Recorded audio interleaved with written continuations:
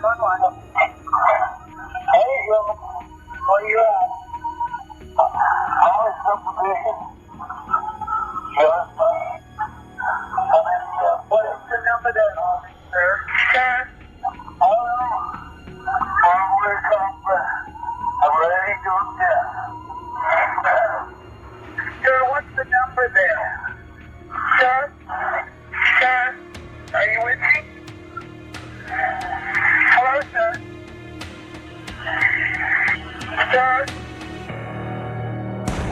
Morning, first responders answered a desperate 911 call from Albie's trailer park. Before the caller could identify himself, the line fell silent. When investigators arrived, they searched the trailer park before finally locating him. But it was too late. 40-year-old Randy Tomjack was found stabbed to death inside his home.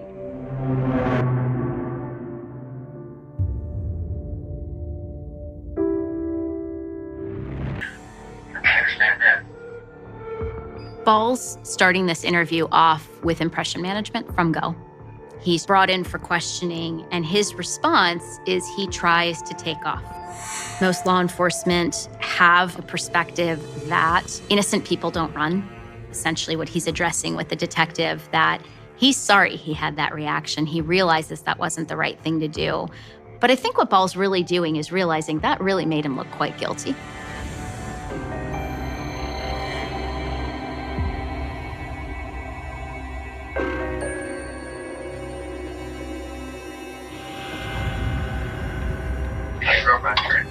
Started out at Overland, Kansas.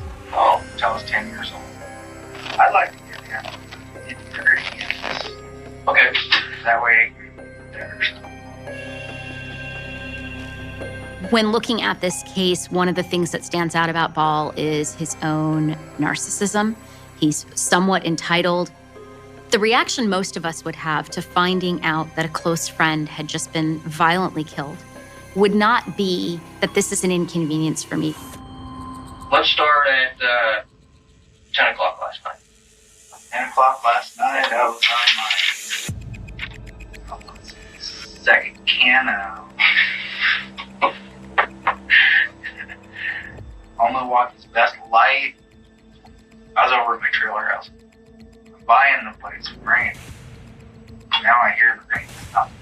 What is it anymore?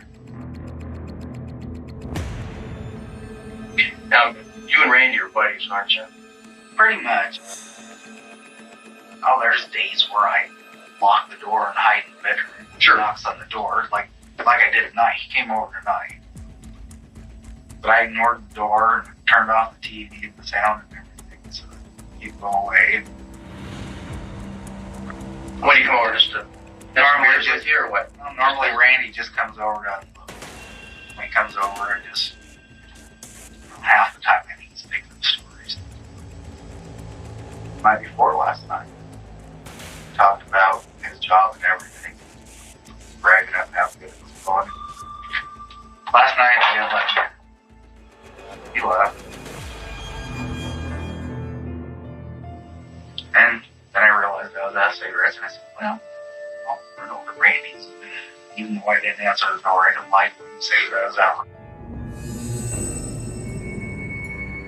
See if I'll bum me a couple of cigarettes. First of all, he's saying that he's a friend of Randy, but he actually shuts him out and locks the door and ignores him half of the time. So the only time he really wants Randy is when he wants something. So what I see here is someone who's manipulative, sort of parasitic, just using someone when they need them. This willingness to use people however you need to and dispose of them when you don't. It's transactional. That's really a marker of psychopathic behavior.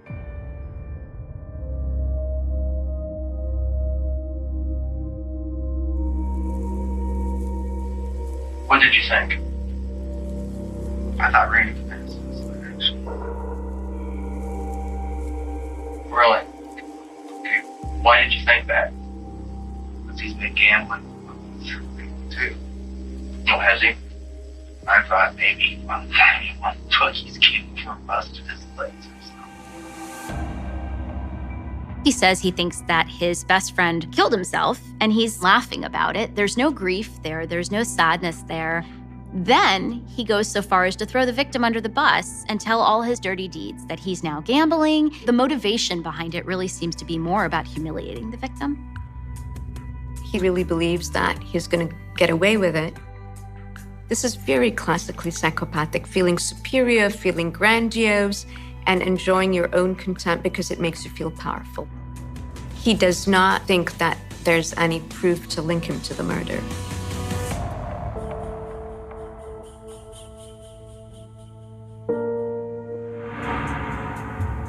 Last night, what happened between you and he? I need you to be honest, Danny. I am being honest. I wasn't at Randy's trailer except for when I went over there and bummed some cigarettes. But when I got near the influences and stuff were already there. I want you to tell me the truth. I am the telling only way that we can clear this mess up. Detective, you're calling me a liar right now. Why is there blood in your pickup?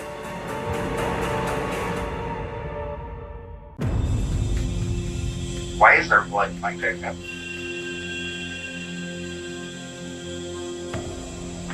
Is there blood in my pickup? Mm-hmm. Or are you making up a story? Ball is stalling instead of answering, yes, there's blood in my truck, or no, there isn't. He just flips the narrative on the detective, and he's doing something that is a strategic and manipulative technique. It's a tactic. It's consistent with somebody who is failing to take any responsibility. Here we have somebody who's obviously being questioned about a murder. Even if you didn't do anything, you would typically respond with a little more deference than what we're seeing Ball respond with. And he is actually coming as very grandiose, trying to turn the questioning around on the investigator. Do I have blood on my face? Do I have blood on my body? Do I have blood on my hands? I think you're making up a story too. To try to trap me. No, I'm not. On the seatbelt. In the ignition. Why is that there? When we send that to the lab, is that going to come back? That it's Randy's blood? You just have to send it to the lab and find out. As far as I know right now, you're trying to trap me into something. How about you answer my question of how that blood would have gotten there? How about you start being truthful with me? On first glance, this argument and interaction with the detective, you might think Ball is being childish, but it actually adds to his risk level because the confidence and brazen behavior that he's showing is somebody who's willing to assert control and authority in a very impulsive way. He's not thinking about the consequences. I'm going to ask you about some statements that you made. Okay? And I want you to tell me why you would have said them. You said to deputy that I didn't want him to die. When? You said that this morning to the deputy. So now the deputy's a liar. Either a liar or a misphraser. Dead or alive, he's my friend. This whole interaction to me felt like Ball was losing his balance.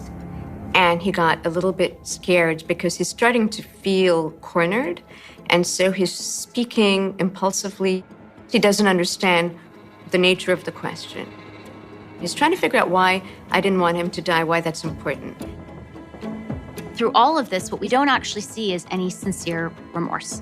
You see no real emotion. You see no sadness. You see no guilt over any aspect of, my friend died. I think I'm going to talk to her. You're being held under suspicion of murder, Danny. Okay. Stand up, Jen. Bring your back. You're going back to your cell, then.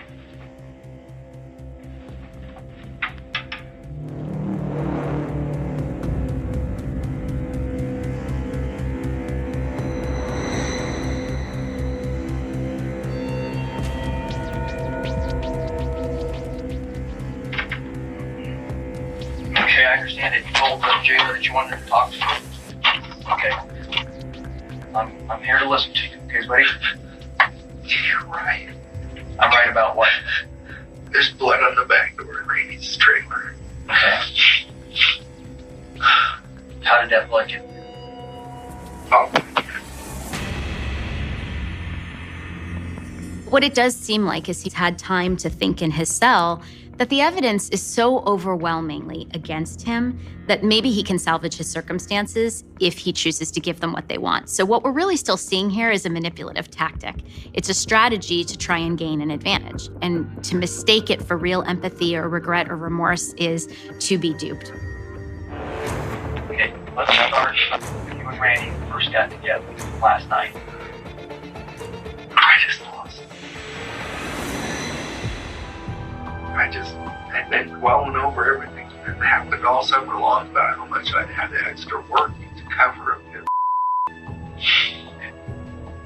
that lazy piece of buddies.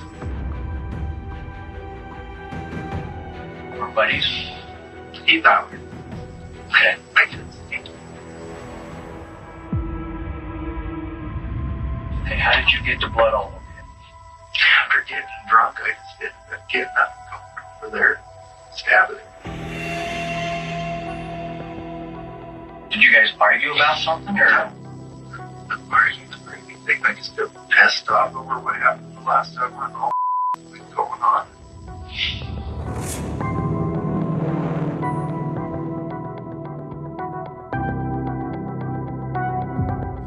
I had applied over at Benny's for a job in the summertime. Benny never even called me back, and then all of a sudden, here Randy comes and he gets the job. And that lazy piece of the stress and the strain on my back, my legs, and everything else like that, just trying to cover his. So they worked together, and then this other job came up, but he didn't get it, and Randy did.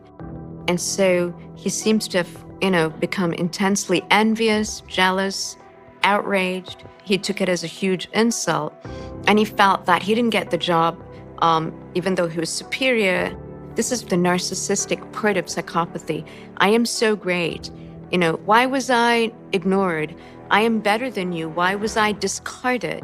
And this path from anger to envy to jealousy to revenge is very much part of a psychopathic trajectory of anger. So did you knock on the door, he invited you in, or just walk me through, Danny, so that like I said, so I can hear your side, okay? Instead of waking him up, I slipped in that back door of the bedroom. Were there any lights on in the trailer? There was enough light to see by, so at least the TV was on. He was by the door or on the couch. Okay, did you guys have any type of conversation? Like you said, what the hell are you doing here? Or, hey, it's good to see you? No. As far as I know, I just planted a knife and took off. Did you poke him a couple of times, one time, a lot of times? All I remember is after I planted the knife, he said my name. It's interesting he uses language like, well, I planted the knife rather than I stabbed him. I mean, that language strikes me as his way of softening, manipulating his role in the way that it comes across in the interview. So did you take the knife over with you, or was it from his house, or I think pocket knife, a kitchen knife? I couldn't even tell you.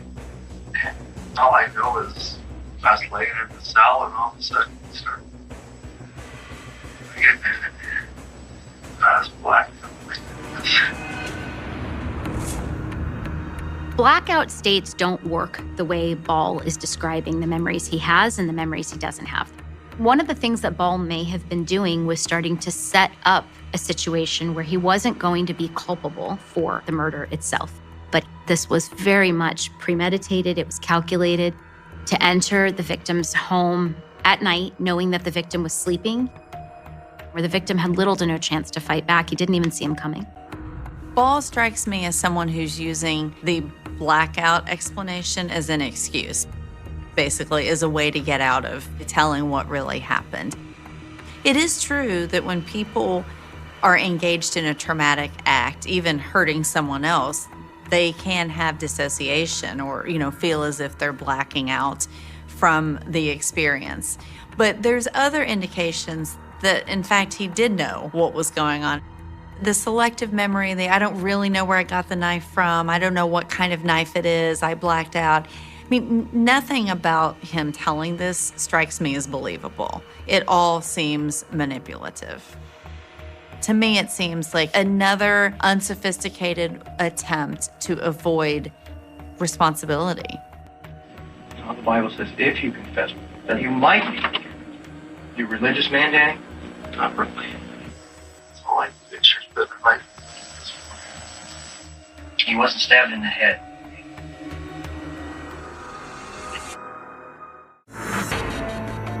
When you got home, what did you do? Took a shower. Going off blackout, just taking pictures of stuff. What did you do with your clothes before you got in the shower?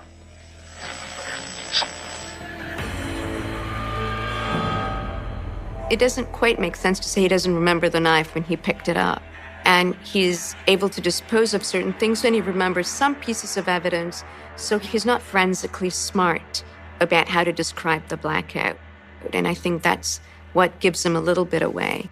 It's the manner of the blackout that he's describing doesn't ring true. He did stab him 59 times, according to the autopsy, which would suggest that he was in a fit of rage at that moment.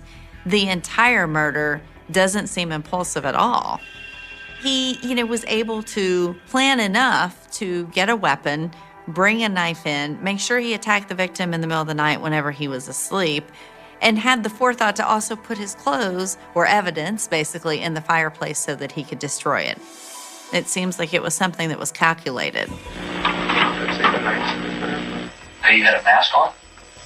Yeah. Okay, what kind of mask? Oh,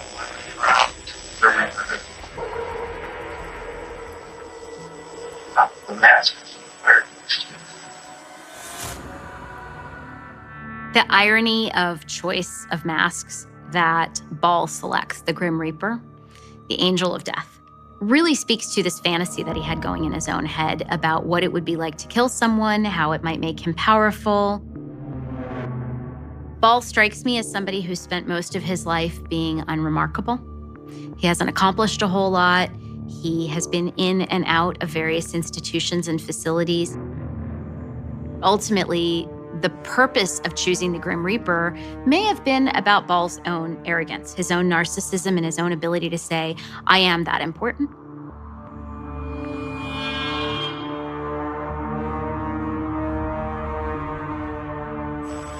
Then I went back later to see what the damage was. That's when the ambulance and the police were there. Okay. Charged them.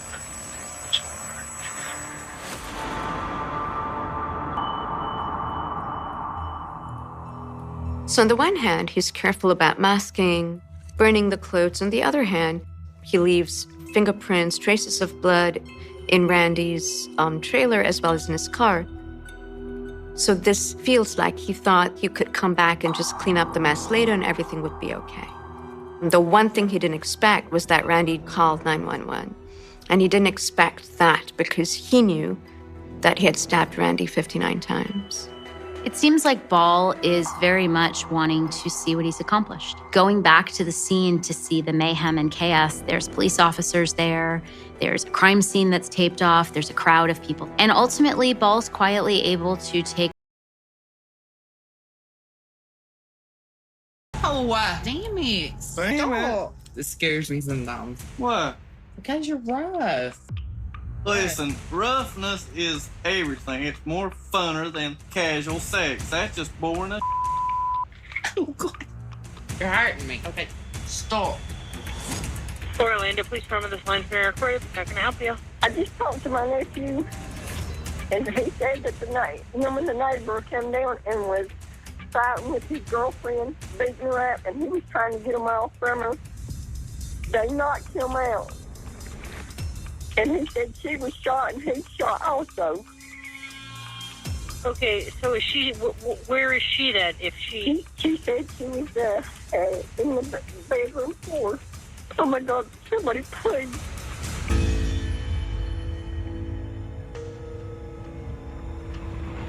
Police arrived at the Orlando apartment of 23-year-old Ryan Doyle and found the body of his girlfriend, 25-year-old Laura Fisher, dead from multiple gunshot wounds. Doyle was nowhere to be found.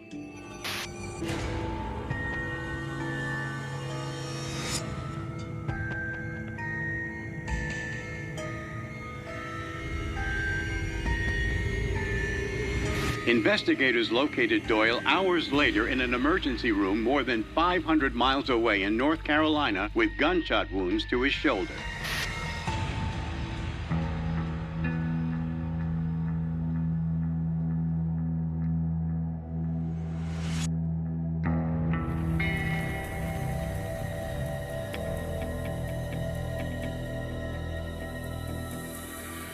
I'm going to talk to you about what's going on, but I also want to let you know that you're under no obligation to talk to me. You're free to go at any time. Honestly, I'd rather we didn't talk about it. Well, I would prefer you to, but I just want you to. Everything else. Well, good. At this point in the investigation, they are aware that the suspect's girlfriend has been found dead in his apartment, and he has fled the scene of the crime. Doyle doesn't do what the rest of us would do. He doesn't call 911. He doesn't try and revive her. He doesn't call for help or scream for help with any of the neighbors. He packs his stuff and he leaves. All right, Ron, where do you live? Orlando, Florida. I'm originally from Kentucky, though. What did you move down there for?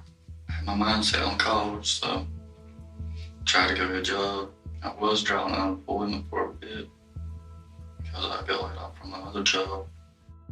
He's difficult to engage with. He might be intentionally trying to manipulate the situation by being so flat and not sharing any vulnerabilities or information. Individuals who are psychopaths tend to have this very flat affect. They don't respond to the typical emotions like you or I might. So you're about out of money? Pretty much. Well, my money ain't made a deal anyway. She said she was gonna do this. One of the markers of a psychopathic lifestyle is not being able to hold a job, not being able to have relationships, being manipulative and irresponsible. Here we have a little sort of taste of that. It's not really clear if he's going to school, but he's borrowing money, relying on his aunt. He's drawing from someone else, but he's not doing anything with it. Are you into any drugs or anything down there? I quit drinking for about 8 months. The other night was actually the first time I drank within 8 months. Alcohol's been my biggest weakness. Okay. I've been drinking on and off since I was 9. Doyle's telling us that he's been clean and sober for 8 months, but what we know from the record is that's not entirely accurate. There's a history of drug use. We also know, based on neighbors' accounts, that he was on again, off again using alcohol. And when you already have an individual who struggles with impulsivity, and then you increase that impulsivity with drug and alcohol abuse, you essentially have a powder keg for some pretty negative behavior.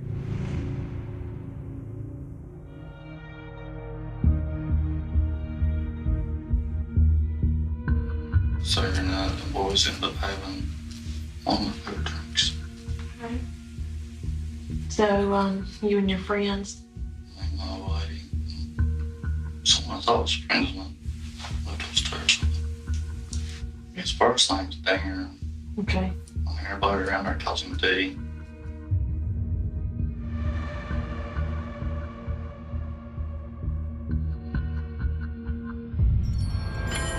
They disrespect me.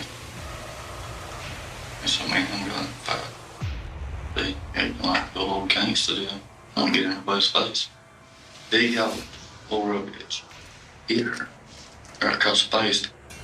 I ended up hitting him on 10 times right by the head. I knew when I broke my knuckles.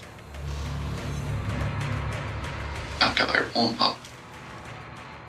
He left. Someone with psychopathic traits may talk about very violent, repulsive behavior as if they're going to the store to buy a jug of milk, with really no outward expression of their emotion.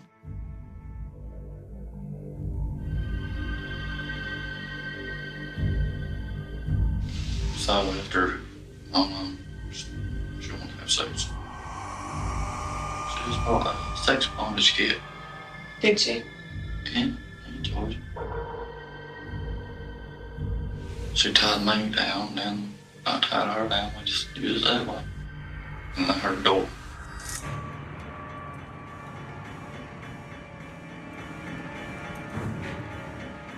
I was trying to step backwards to cover her. I was trying to protect her. He ended up shooting me in the shoulder. I don't know where he was aiming at. Doyle wants this female detective specifically to believe that he's the chivalrous man who's trying to protect his old lady, and Darren was aggressive. He was the perpetrator. He's trying to get her to believe he's this good guy who would protect women. We know that that's just farther from the truth. Hold on just a second. So you're trying to keep him at the door, and then he shoots you, and that's the last thing you remember. I black out and I pass out.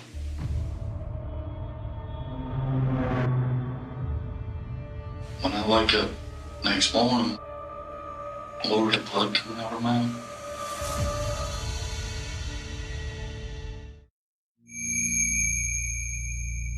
Got images going through my head, and images waking up to a person that's fully cold, no body heat running through, and blood everywhere. He wakes up and the woman that he has claimed as his girlfriend is covered in blood, and he is not particularly bothered by that. He's more bothered by how he has suffered. The indifference to the suffering of his girlfriend feels very much like a marker of psychopathy.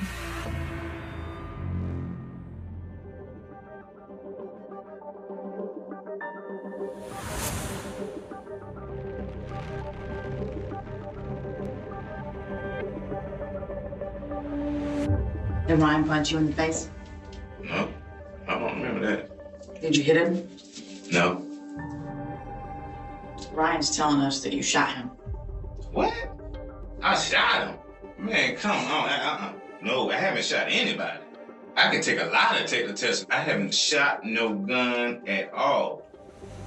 We got in a scuffle, me and Tommy.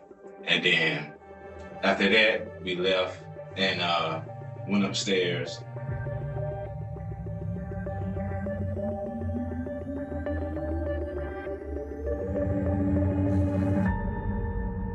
I was overworked there, I got killed, and I got shot. Twice. I mean, I was told you the truth about it. I have no reason why. Doyle is really distancing himself from his girlfriend, now referring to her as that girl. And he almost preemptively provides a, don't worry, I'm not lying, I'm telling you the truth. I think that that's his attempt to hopefully stop her from asking any other questions or doubting him.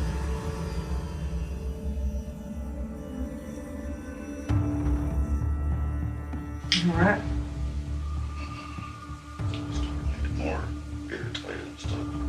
Ryan's had, his childhood was not very good. Right. Been abused, sexually abused, physically abused. I took him when he was like 10 or 11 and kept him for 7 years. His mom threw him down. As Doyle's aunt is being called in to the interrogation, his body language changes. He goes from being open and somewhat comfortable, relaxed, laid back, to he's now pulled his body parts together. He's crunched together almost in a somewhat fetal position. He's not in control anymore. Individuals who are psychopathic like to maintain a sense of control when they're dealing with the authorities. Now it's going to get uncomfortable because he has a mother figure in the room, trying to be his moral compass. Can you step out and let me talk to her for a minute and then have you come back in? Is that what you want? You want me to do that? Mom?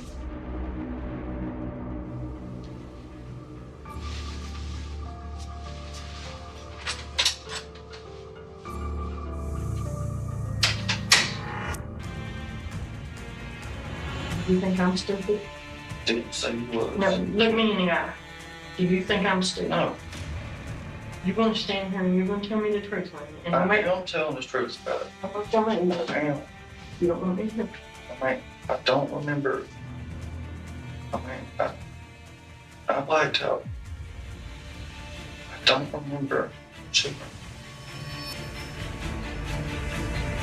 He says to his aunt, I don't remember shooting her. This is quite a shift from the entire rest of the interview where he's basically said, Dee came in. Dee shot her. Oh, and shot me, by the way. But now, unsolicited to his aunt, he says, I don't remember shooting her. Almost as if he's taking responsibility for what he's saying. He doesn't remember it. He has feelings for his aunt and doesn't want to disappoint her. She clearly is familiar with his rages, his drinking, his episodes, his fights. And perhaps Doyle thinks that she's gonna she's gonna bail him out of trouble. And despite all the other things happening, the lack of remorse, the shallowness, the glibness, a part of him is more human when she's in the room. And that part that's more human is not able to lie in the complete way he can to a stranger.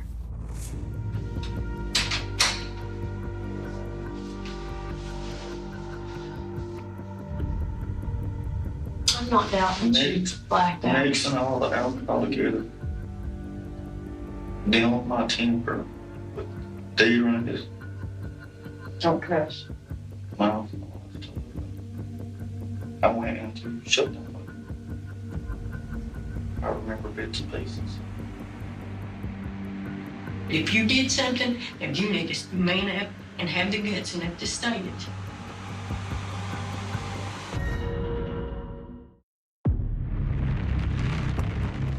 I've been trying to play back through my memory. Because when I black out, it's hard for me to remember. We've helped you all your life. Right now is the time to help yourself, please. I am begging you. Where did you get rid of the gun?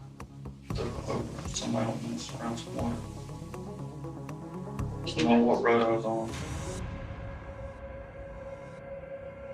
He's now willing to say he committed the crime, but the detective knows that he knows more details than he's telling them. Doyle doesn't want to say these things in front of his aunt because now the impression management has switched to the aunt. He doesn't want this one and only person who has protected him his whole life, taken him in every time he's failed and he's messed up, to think less of him as a person.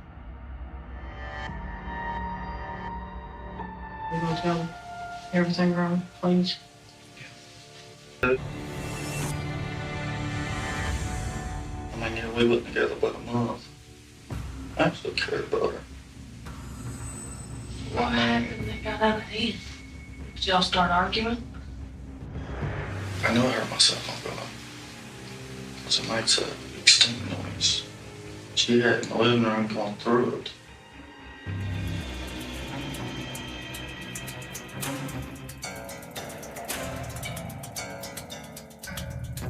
She got pissed off because of them pictures. But me being already in a blackout stage, everybody knows that been around me a while. I've already hit the blackout stage just looking at my team. He's saying if she had just left me alone, this wouldn't have happened. And that is squarely the kind of behavior that we see with psychopathic individuals, is this inability to take responsibility for their own violence and aggression and the harm they cause others. And what we know about psychopathic individuals is that they don't typically like to be challenged, and that may have been what kicked off the violence.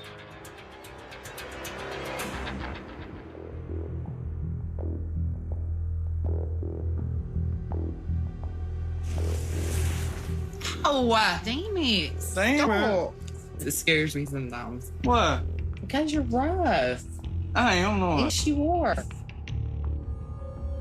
Investigators were going through his phone.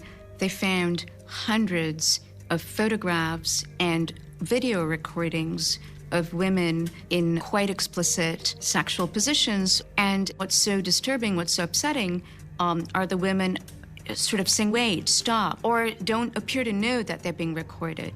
Doyle appears to be a sexual psychopath, really dominant, aggressive, and enjoying hurting women. Listen, roughness is everything. It's more funner than casual sex. That's just boring as Oh, God. You're hurting me. Okay, stop. Oh, poor thing. She wants you to cry.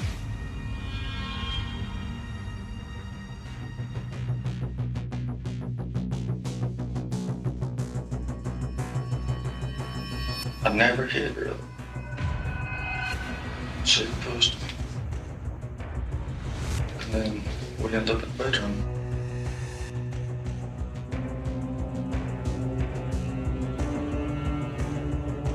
I don't remember shooting her. I remember hearing recoil. That's all I remember. What did she say that made you so mad?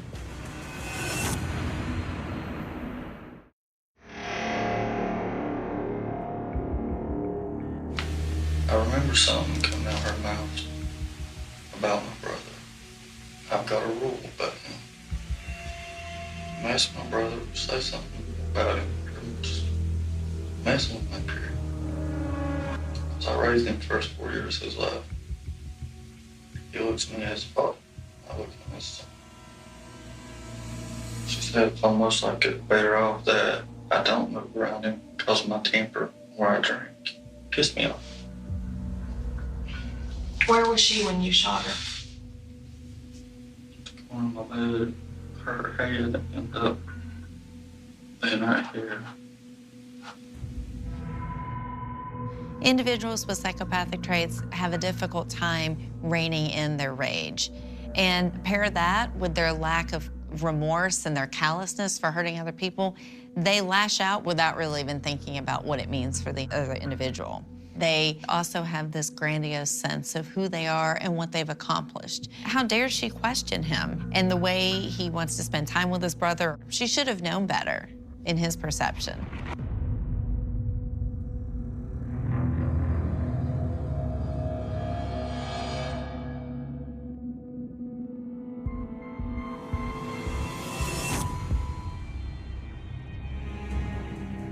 Where were you when you shot yourself, though? Are you still in Florida? At the beginning of North Carolina. Right at the borderline. I twisted my arm or something. He's a messy and disorganized, impulsive killer. It begins with a sound most people forget how to hear.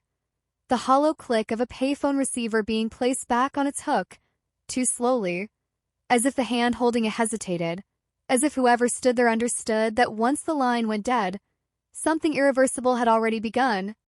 On a gray March morning in 1978, that sound echoed outside a corner grocery on the south side of Chicago, unnoticed by commuters, swallowed by traffic, erased by routine. And within hours, a young woman named Eleanor Walsh would vanish from the city as completely as if she had stepped off the map, leaving behind a cold case that would harden with time, shock a neighborhood, and rot quietly in police filing cabinets for decades. Chicago in the late 70s was loud, restless, edged with decay and energy in equal measure, a city learning how to survive itself, and Eleanor fit into it without standing out. 24 years old, recently engaged, working nights at a print shop near Halstead, known by neighbors as polite, punctual, forgettable in the way that makes a disappearance even more disturbing because no one can say when exactly the wrongness began. She was last seen walking toward the elevated train just after midnight, coat buttoned, hair tucked into a wool hat, carrying a paper bag with a carton of milk and a loaf of bread. The ordinary props of a life that expected to continue into the next morning. The train platform lights flickered that night. A transit worker would later mention it in passing. An offhand detail buried in an interview transcript. The kind detectives learn to circle and recircle, hoping it will bloom into something meaningful. Eleanor never boarded the train. Her fiancé, Michael, waited up until 2, then 3, then called her sister, then the police, his voice calm enough to sound rehearsed, frantic enough to sound real. By dawn, the words missing person were already being spoken with a subtle shift in tone, that almost imperceptible move from concern to dread. The initial search was fast and shallow. Officers canvassed the blocks around the station, checked hospitals, jotted down names. Eleanor's purse turned up 2 days later in a trash bin behind the grocery with the payphone, cash intact, ID still inside, lipstick uncapped as if dropped mid-motion. No blood, no struggle, no explanation. The newspapers ran her photo once, then twice, then not at all, pushed aside by bigger headlines, louder crimes, a city that never lacked for fresh tragedy. Within weeks, the case cooled, then froze, then sank into that special limbo where unanswered questions become permanent residents. The community felt it first. Women began walking in pairs. Shop owners closed earlier. Mothers watched the train platforms with a new kind of attention, the kind sharpened by fear but dulled by helplessness. Rumors sprouted quickly, as they always do. A man in a blue sedan seen idling too long. A fight behind the grocery the week before. A boyfriend with something to hide. Each lead flared briefly, then died, leaving only the smoke of speculation behind. Detectives interviewed Michael 3 times. He had an alibi. So did everyone else. By summer, Eleanor Walsh became a name people spoke in the past tense without realizing it. Her sister, Anne, refused to do that. She called the precinct weekly, sometimes daily, asking the same questions, offering the same memories, her persistence noted in margins, her grief reduced to check marks. When autumn came, a fisherman found bones near the Calumet River, triggering a rush of hope and horror that collapsed within hours when dental records didn't match. The river kept its secrets. So did the city. Years passed. Files yellowed. Detectives retired. The case number remained. A quiet accusation printed on aging paper. In 1986, a new investigator reopened the file, spurred by nothing more than a hunch and a lull in active cases. He noticed the payphone detail, the purse, the lack of violence, the strange neatness of it all. He tracked down the grocery clerk who'd been working that night. The man remembered Eleanor clearly now, claimed she'd been arguing on the phone, voice low but sharp, repeating the same phrase. "You promised," before hanging up and stepping outside. It was the first hint that Eleanor hadn't simply disappeared into chance, that something had been set in motion before she ever reached the platform. Phone records were requested. Too late. Gone. The payphone itself had been removed years earlier, replaced by a parking sign. The lead dissolved, another ghost slipping through fingers. The investigator closed the file again, this time with more frustration than hope. And the cold case settled deeper into myth, retold in true crime columns, whispered at family dinners, invoked whenever someone needed an example of how a person could vanish in plain sight. Michael married someone else and moved to Indiana. Life reshaped itself around the absence, the way it always does, leaving a negative space that never quite fills but stops being noticed by those who don't live with it daily. And yet, every so often, something would stir. An anonymous letter claiming knowledge, but offering none. A sighting in Milwaukee, then St. Louis, then nowhere at all. Each time, the file would be pulled, dusted off, briefly illuminated, then returned to darkness. What no one noticed, what no one thought to connect, was how closely the case remained tethered to one place, one family, one unremarkable house on a quiet street where curtains stayed drawn and conversations never quite reached the sidewalk. In that house, photographs were kept in drawers instead of frames. Names were avoided. The past was treated like a locked room, acknowledged only by the careful way everyone walked around it. To outsiders, it looked like privacy. To those inside, it felt like survival. By the late 90s, the phrase Chicago 1978 cold case appeared occasionally in police training seminars, an example of procedural limits, of how time erodes evidence and memory alike. New technology promised new answers, but only if there was something left to test. There wasn't. Or so it seemed. Eleanor Walsh remained officially missing, unofficially presumed dead, a status that satisfied no one but allowed everyone else to move on. And yet, beneath the surface, the case never truly slept. It lingered in the rhythms of the city, in the echo of trains arriving without her, in the way and still paused when passing payphones, even as they vanished from streets one by one. It lived in a single unanswered question that no amount of years could dull. Who was Eleanor talking to that night? And what promise had been broken badly enough to make her stop, to make her wait, to make her trust the wrong moment? Because disappearances like this don't end when the headlines fade. They stretch forward, quiet and patient, waiting for something small to shift. A word spoken too freely, a secret loosened by age, a family story retold one time too many until the cracks show. And somewhere in Chicago, long after the grocery closed and the platform lights were replaced, after witnesses forgot and files were boxed, that shift was already beginning, unnoticed, inevitable, carrying with it the weight of a truth that had been buried not by the city, but by blood, by silence, and by the careful decision, made decades earlier, to never let that payphone call be heard again. The first real fracture in the silence came disguised as routine, the kind of administrative motion that rarely stirs memory, let alone fear. In 2003, the Chicago Police Department began digitizing old evidence logs, converting decades of handwritten inventories into searchable files. And for the first time in 25 years, the name Eleanor Walsh flickered onto a modern screen, stripped of sentiment, reduced to a case number and a status code that read simply unresolved. A junior analyst flagged it not because it was remarkable, but because it was incomplete. One line item, recorded in faded blue ink back in 1978, had never been accounted for. A men's wristwatch, found in the gutter 2 blocks from the grocery, tagged, bagged, then somehow misplaced before it ever reached the property room. The watch had been dismissed early on as incidental, too common to matter, its face cracked, its band worn thin, no initials engraved. But its reappearance on a digitized checklist reignited something that had gone dormant, a small internal alarm that told investigators they had overlooked not a clue, but a connection. The analyst passed the note to a detective nearing retirement, a man who remembered Eleanor's face from the early days, remembered the frustration of knocking on doors that led nowhere. He requested the physical file.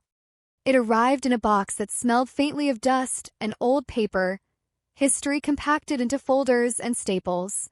Reading it again, decades later, the case felt different, less chaotic, more deliberate. Eleanor hadn't vanished in panic. There were no signs of pursuit, no witnesses to a struggle, no trail of violence. The purse placed carefully in the trash. The watch discarded, not lost. The phone call, the argument, the promise. Patterns began to emerge, subtle but persistent, suggesting not an ambush, but an arrangement, a meeting she expected to survive.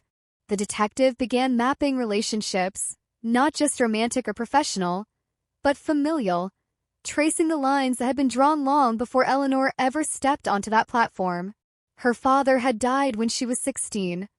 Her mother remarried quickly, a man named Thomas Kincaid, quiet, reliable, present at family events but rarely central in photographs. He'd worked for the city, sanitation, steady hours, a job that required him to be awake while others slept. In 1978, he lived 3 miles from the grocery. In the file, his name appeared only once, listed under next of kin notified. No interview recorded, no statement taken. That omission stood out now like a bruise. Not proof, not even suspicion, just absence. The detective requested Thomas's employment records. They confirmed his shift ended at midnight on the night Eleanor disappeared. He would have been off work at 11:53, clocked out at a depot, less than a mile from the grocery. At the time, it had meant nothing. Now it meant opportunity. Interviews resumed quietly, and Walsh was contacted first. She was older now, her voice steadier, her grief compacted into something harder, more durable. She remembered the phone call Eleanor had made that night. Not who it was to, but how her sister had sounded afterward, distracted, distant, as if already halfway somewhere else.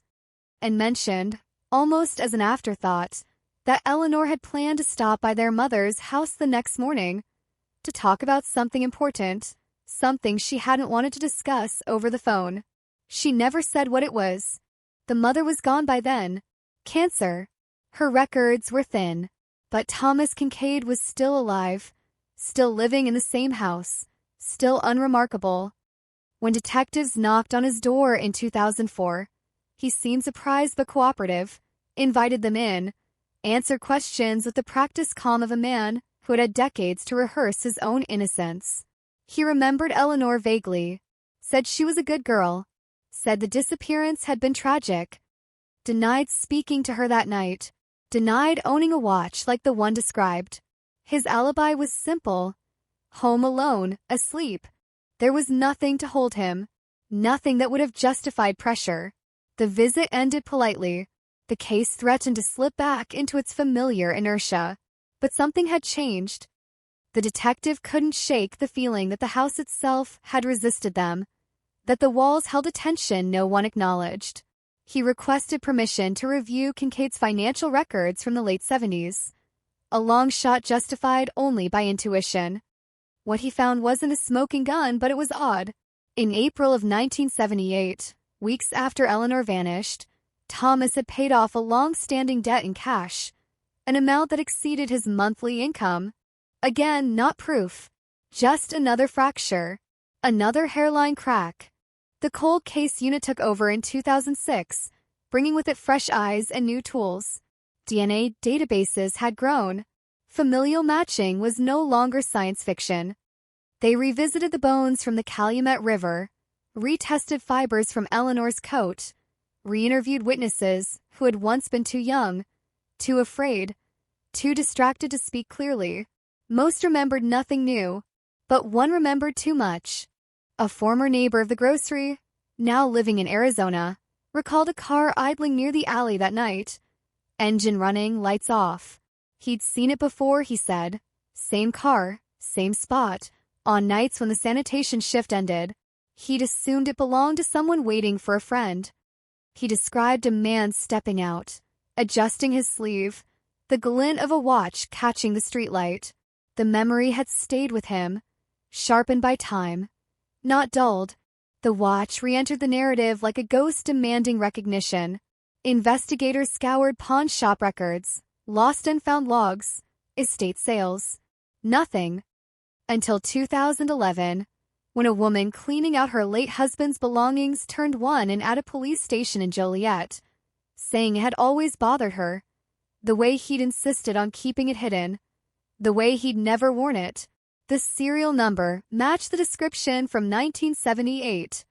It had been Thomas Kincaid's brother-in-law. DNA from skin cells on the band was degraded but usable. It did not belong to Eleanor. It belonged to Thomas. Still, that wasn't enough. DNA on a watch proved ownership, not murder. The case teetered on the edge of collapse once more. What finally shifted, it was not technology, but time. Thomas's health declined. He moved into assisted living. Conversations grew looser.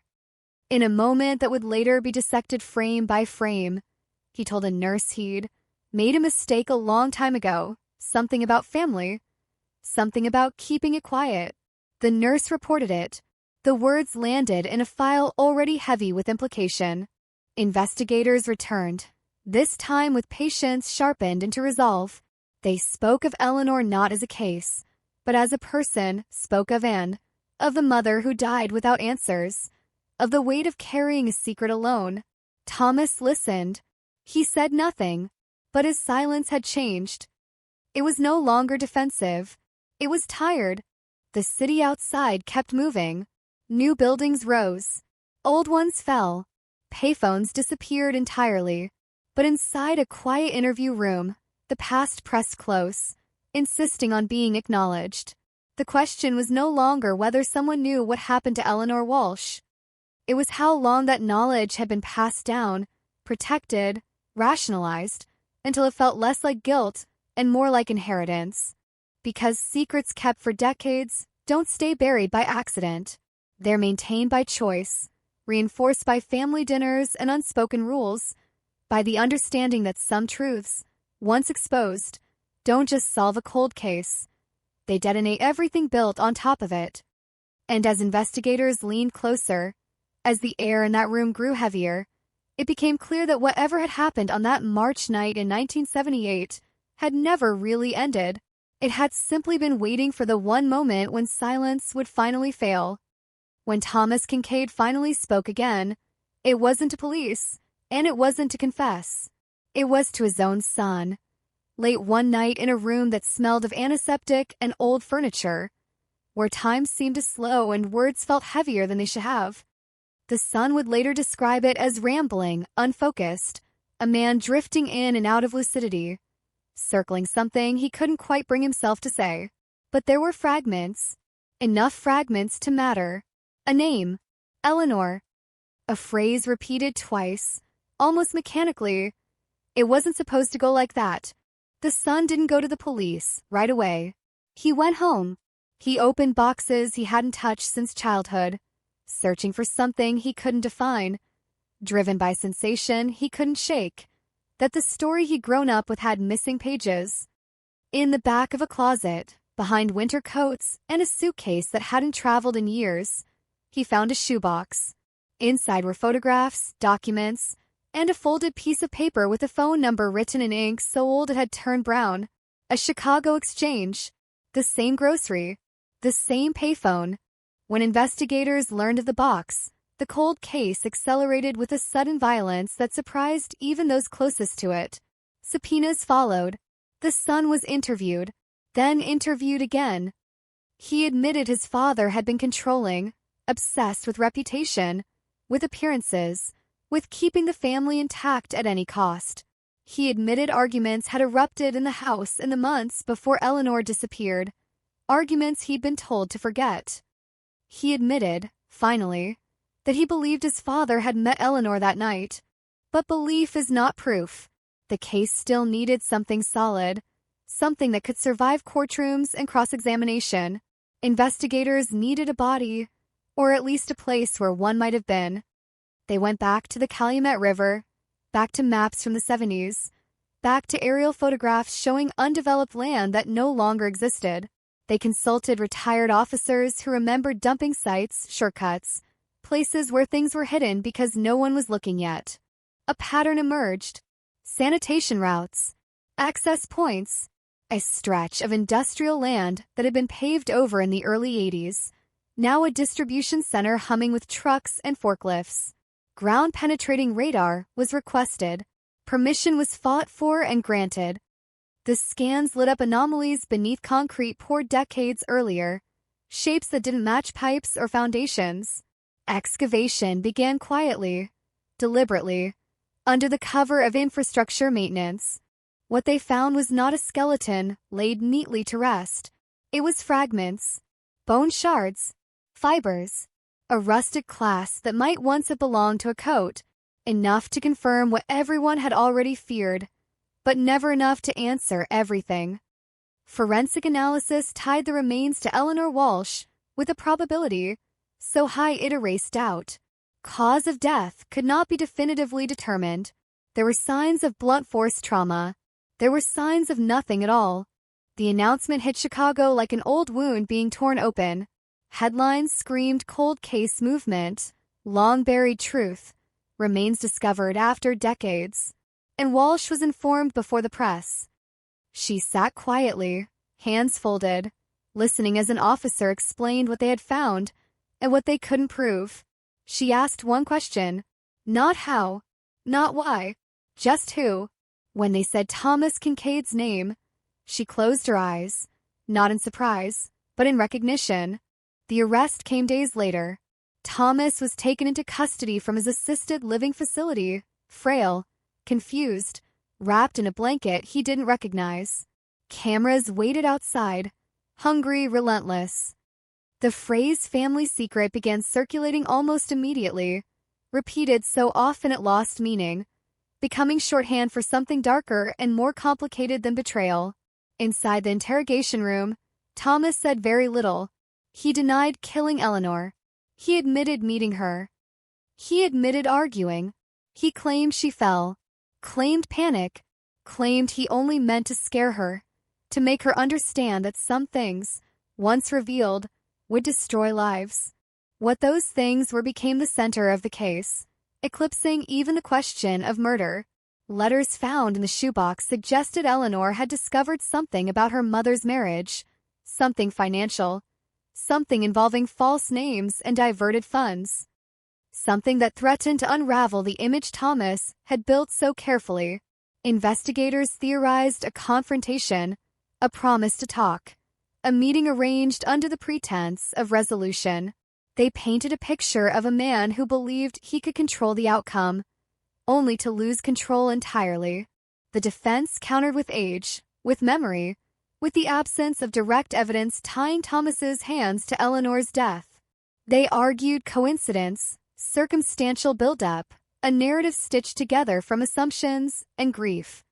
The trial loomed, heavy with expectation, the city watching, divided between those who saw justice finally arriving and those who saw a desperate system chasing closure at any cost.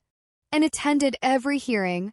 She listened as strangers spoke her sister's name with clinical detachment, as photographs were projected, as timelines were debated. She felt the past compress into the present, felt the weight of decades of not knowing press against her chest. When Thomas was wheeled in, she did not look at him. She looked straight ahead, toward a future that still felt unfinished. Outside, commentators argued whether the case was truly closed, whether the evidence was enough, whether the truth had been fully told. Some pointed out that even if Thomas were convicted, the why would remain fractured, obscured by lies and justifications that died with him. Others insisted that answers, however incomplete, were better than silence. But for those who had lived with the cold case for 40 years, the distinction mattered less than the shift itself.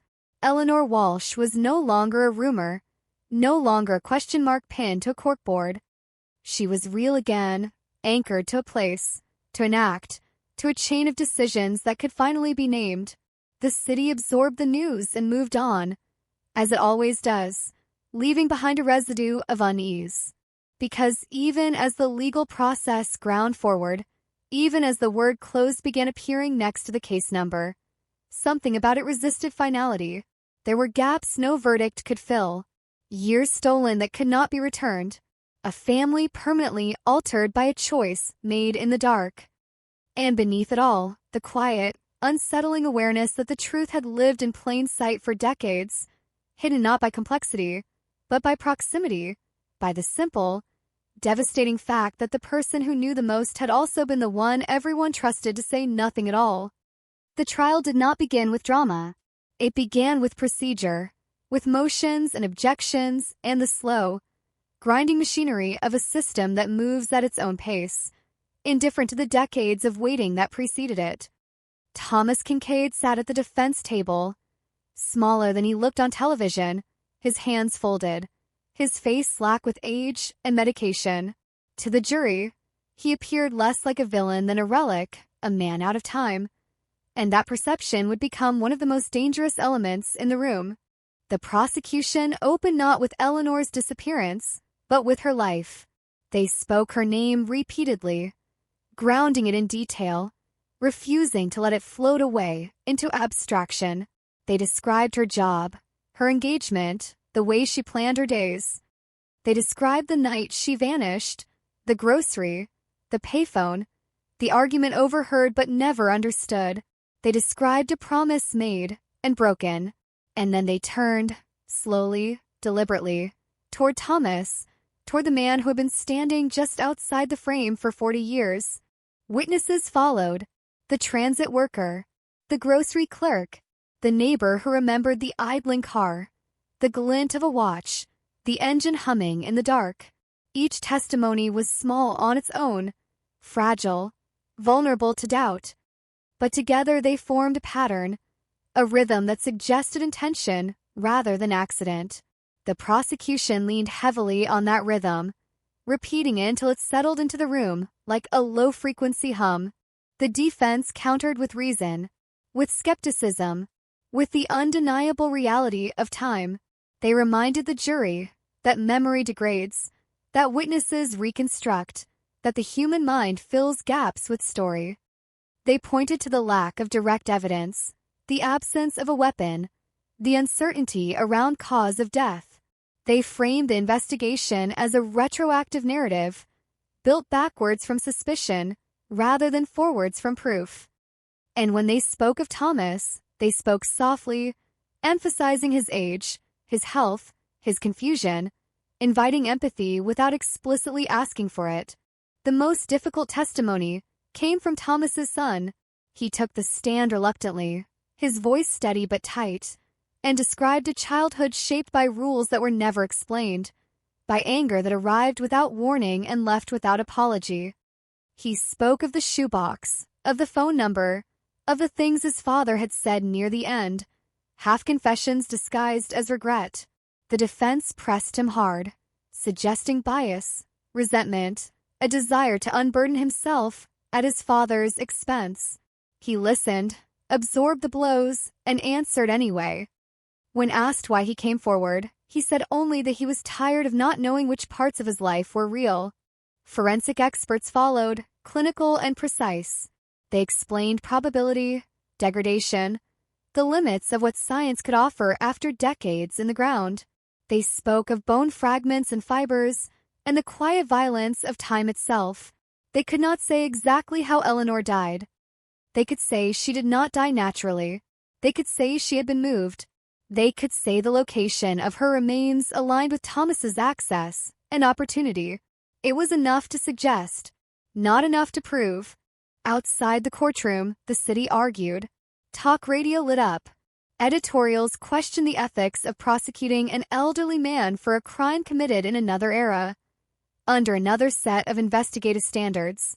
Others argued that justice delayed was still justice, that age did not erase responsibility. The phrase cold case closed began appearing in headlines before the verdict, premature, optimistic, almost superstitious. Inside, the tension thickened, and Walsh took the stand near the end. Her testimony brief, but devastating in its restraint. She spoke of Eleanor not as a victim, but as a sister, as someone who laughed too loudly, who held grudges briefly, and forgave completely. She spoke of the years without answers, of birthdays marked by absence, of the slow erosion of hope. She did not look at Thomas. She addressed the jury directly, asking them to remember that whatever they decided would ripple forward, shaping not just the past, but the future. Closing arguments sharpened the divide. The prosecution painted Thomas as a man cornered by his own secrets, driven by fear to make a choice he could never undo. They framed the family's secret not as motive alone, but as method, a culture of silence that allowed a crime to remain hidden in plain sight. The defense warned against narrative seduction, against mistaking coherence for truth. They asked the jury to consider the cost of being wrong. Deliberations stretched into days. Each hour felt heavier than the last. Reporters camped outside. Cameras lingered on the courthouse steps. Families waited. When the verdict finally came, it arrived without spectacle. Guilty on one count of second-degree murder, not guilty on others. A compromise that satisfied no one completely and devastated everyone involved. Thomas showed little reaction. His son closed his eyes and exhaled, a sound that was almost a sob, almost a release. Sentencing followed weeks later. The judge spoke of accountability, of harm, of the limits of punishment in the face of irreversible loss. Thomas was given a term that acknowledged his age, his health, and the gravity of the crime. He would likely never leave custody alive. In the days that followed, something unexpected happened. Letters began arriving at the cold case unit, some anonymous, Some signed. People wrote about other nights, other arguments, other things they had seen and never mentioned because they hadn't seemed important at the time. A woman claimed Eleanor had confided in her about fearing someone close to her. A former co-worker recalled a conversation about money that didn't add up. None of it changed the verdict. All of it complicated the story. The idea of closure proved elusive. The case file was stamped, archived, its status updated in the system. Officially, the Chicago 1978 cold case was closed. Unofficially, it continued to echo, raising questions that no courtroom could resolve. About how many secrets a family can carry before they collapse inward. About how many years a city can hold its breath without realizing it. Eleanor Walsh was finally laid to rest. Her remains gathered, named, honored. The service was small. The city did not stop for it. Trains ran. Traffic moved. Life went on. But for those who stood there, for those who had followed the case from the beginning or found it late and could not let go, the feeling was not one of resolution, but of reckoning. Because solving a cold case does not rewind time. It does not restore what was taken. It does not heal the damage done by decades of silence. It simply turns the lights on in a room that has been dark for too long, revealing not just what happened, but what was allowed to happen. And as Chicago absorbed the verdict and shifted its attention elsewhere, the true weight of the case settled into its final, unsettling shape. Not as an ending, but as a reminder of how easily the truth can be buried, and how long it can wait before demanding to be seen. The verdict did not quiet the city. It rearranged the noise. Where there had once been speculation, there was now argument. Where there had once been absence, there was now a presence that refused to sit still. The case was labeled closed, but its shadow stretched further than anyone anticipated, slipping into conversations that had nothing to do with Eleanor Walsh and everything to do with what people believed about the people closest to them. In the weeks after sentencing, investigators noticed a pattern they hadn't expected. Calls kept coming, not tips about Eleanor, but confessions adjacent to her, stories that orbited the same gravity. A man admitted he'd helped Thomas move something heavy one night in the late 70s and never asked what it was. A woman remembered being warned, casually, not to ask questions about a family matter that wasn't hers. None of it rose to the level of a new charge. All of it suggested complicity without fingerprints, a web of quiet decisions that had made the crime survivable. The cold case unit compiled the statements anyway, building an unofficial appendix to the file, a catalog of moral proximity. It painted a picture not of a lone act, but of an ecosystem, a neighborhood where loyalty mattered more than truth, where silence was a currency everyone understood how to spend. Eleanor's disappearance had not been ignored. It had been managed, and Walsh returned to Chicago often during that time. She walked the streets differently now, not searching, but remembering. The grocery was gone, replaced by a pharmacy with bright windows and security cameras angled down like unblinking eyes. The train platform had been renovated, scrubbed of its flicker, its shadows disciplined into neat lines. She stood where her sister had last been seen and felt nothing dramatic. No wave of revelation, just a steady, exhausting sadness that had nowhere left to go. The media moved on, as it always does, but not before squeezing the case for every angle it could offer. Panel discussions debated whether Thomas's conviction was justice or projection. True crime podcasts dissected the timeline, slowed it down, added music, turned real people into voices and beats. Eleanor became a symbol, then a trope, then a thumbnail, and stopped listening when she realized strangers were speaking her sister's name more often than she did. Inside the prison, Thomas Kincaid declined quickly. He refused visitors. He spoke rarely. When he did, it was about weather, about meals, about nothing that mattered. A chaplain noted that he never asked for forgiveness, only for quiet. He died 18 months after sentencing, alone. His death reported in a brief article that mentioned Eleanor Walsh only in passing, as if the two stories were finally separating. But death did not simplify the truth. It complicated it. Without Thomas, questions multiplied. Why had he kept the watch? Why had he chosen that location? Why had he trusted the city to forget? Investigators revisited the letters from the shoebox, reading them again with the understanding that there would be no clarifications, no corrections. One letter, previously dismissed as vague, now felt sharper. It spoke of names that don't belong to us, and money that moves when no one's looking. Financial crimes were suspected but never proven. The motive remained partial, a silhouette without edges. The distribution center where Eleanor's remains had been found continued operating, trucks rumbling over concrete that covered more than foundations. Workers that reported unease at first, then routine. Memory faded again, settling into a quieter sediment. That was how the city worked.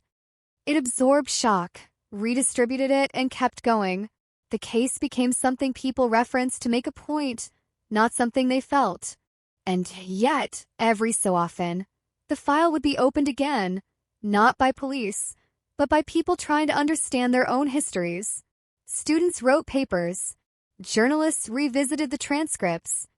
Families with their own unsolved losses reached out to and, seeking guidance, solidarity, proof that time could still bend toward truth.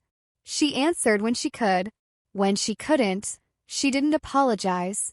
What lingered most stubbornly was the question of inevitability. Had Eleanor been doomed the moment she learned the secret? Or was there a version of that night where she went home, where the argument ended differently, where fear didn't tip into violence? The case offered no answers, only a sequence of choices that, once made, closed off all other paths. The cold case unit eventually reassigned its resources. New disappearances demanded attention. New files stacked up. Eleanor Walsh's case remained a reference point, a cautionary tale taught to recruits about patience and persistence and the cost of assumptions. It was also used to illustrate something less comfortable: how easily institutions mirror families, how silence travels upward as efficiently as it travels down. And moved again, farther this time, choosing a place where no one recognized her name. She brought only a few photographs with her. In one, Eleanor is laughing mid-motion, unaware of how stories work, unaware that moments freeze without consent, and kept that photo where she could see it, not as a reminder of loss, but as a refusal to let the narrative end with a crime. Because the truth, when it finally surfaced, did not feel like closure. It felt like exposure. It revealed not just what happened in 1978, but what had been allowed to continue afterward. It forced a reckoning not only with a man, but with a culture that had made room for him, that had looked away just long enough. Chicago absorbed the lesson unevenly. Some took it seriously. Others filed it away, with other uncomfortable histories. The phrase cold case closed remained technically accurate and emotionally insufficient, a neat label for something that had torn through lives in slow motion. And long after the cameras left, after the file was archived and the prison cell emptied, after Eleanor Walsh's name faded from headlines and resurfaced only in footnotes, the case continued to do its quiet work, unsettling anyone who looked too closely. Because beneath the facts, beneath the verdict, beneath the passage of time, it left behind a question that refused to stay buried. How many other secrets were still being kept, and how many lives were still moving forward, unaware that their pasts were waiting, patiently, for the moment when silence would no longer be enough. Time did what it always does after a case like this. It thinned the outrage. It dulled the edges. The story receded from the front pages and settled into archives, into footnotes, into the quiet spaces where unresolved consequences tend to gather. But the absence Eleanor left behind did not fade evenly. It shifted, migrated, attaching itself to people who had never known her, people who were only now beginning to understand how close they had lived to something unforgivable. In the months after Thomas Kincaid's death, the cold case unit conducted what they called a legacy review, A final administrative sweep meant to ensure there were no loose ends that could embarrass the department later. It was procedural, almost perfunctory. But buried in those last passes through the evidence were details that had never quite aligned, details that felt less like mistakes now, and more like decisions. One detective noticed that an early patrol log from March 1978 listed a brief traffic stop less than a mile from the grocery, time-stamped just after midnight. The officer involved had pulled over a city sanitation vehicle for a broken taillight, exchanged words with the driver, then waved him on without citation. The name on the log was Thomas Kincaid. The stop had never been connected to the case, written off as irrelevant, its significance lost in the noise of a busy night. The officer who made the stop was retired, living in Florida. His memory unreliable, but his handwriting unmistakable. When contacted, he remembered the interaction vaguely, remembered thinking the driver seemed tense, impatient to leave. He remembered the broken taillight because it was still broken when he let the truck go. He remembered nothing else. At the time, he said, it hadn't seemed important enough to follow. That detail never made it into the trial. It wouldn't have changed the outcome, but it changed something else. It confirmed what many had begun to suspect, that the disappearance had unfolded not in isolation, but within a network of overlooked moments, each one small enough to dismiss, together large enough to hide a body. The revelations stayed internal, added quietly to the file. There would be no reopening, no new charges, no public reckoning. The system had done what it could, what it was willing to do, and it was already turning its attention elsewhere. But the people closest to the truth were no longer satisfied with silence. Thomas's son began writing letters he never sent, drafts addressed to Eleanor, to Anne, to his younger self. He tried to reconstruct the man his father had been before fear hollowed him out, before control became reflex. He remembered rules that made sense only now, boundaries drawn around nothing he could name.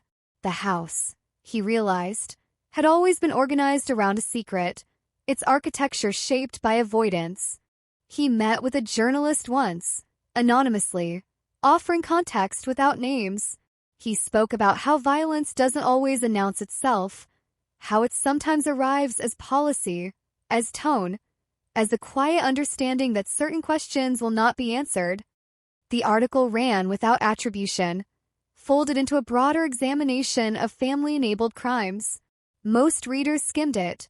A few recognized themselves in it and looked away, and read it and recognized the voice immediately. She did not reach out. She did not need to. For her, the work of the case had ended differently, not with the verdict, not with the burial, but with the slow realization that knowing the truth did not restore balance. It simply replaced uncertainty with something heavier. She began volunteering with families of the missing, not as an advocate, but as a witness. She listened. She learned when to speak and when to let silence do its work. She never promised closure. She promised honesty. That sometimes answers arrive late and incomplete, and sometimes they don't arrive at all. That survival does not require resolution, only endurance. Meanwhile, the city absorbed the case into its mythology. It joined a catalog of stories told and retold, stripped of nuance, sharpened for effect. The phrase family secret took on a life of its own, invoked in other investigations, other disappearances, as if naming it were enough to prevent it. It wasn't. New cold cases emerged. Old ones resurfaced. Detectives moved through them with the weight of Eleanor Walsh's file in the back of their minds. A reminder that patience cuts both ways. That waiting can reveal truth, but it can also bury it deeper, harden it into something resistant to justice. At the distribution center, renovations continued. Concrete was poured. Lines were painted. Nothing marked the ground beneath as significant. Workers came and went. The city layered itself over the past, efficient, unceremonious. Only the file remembered everything, its pages now complete in a way they hadn't been before, even if the story they told remained imperfect. Late one evening, a rookie detective asked a veteran why people still talked about the case if it was closed. The veteran didn't answer right away. He looked at the shelf where the old binders sat, each one thick with failure and persistence. Then he said that some cases don't end when the system says they do. They end when people stop, recognizing themselves in them. Chicago had not reached that point yet, because the true legacy of the 1978 cold case was not the arrest or the conviction or the headlines that followed. It was the quiet recalibration of trust, the subtle shift in how people looked at families, at institutions, at the spaces between public virtue and private behavior. It was the understanding that monsters do not always arrive from outside. Sometimes they are already inside, protected by familiarity, by routine, by the collective desire not to know. Eleanor Walsh's name remained on the books, no longer followed by the word missing, but by something that felt no less unresolved. Solved, perhaps. Accounted for, but not contained.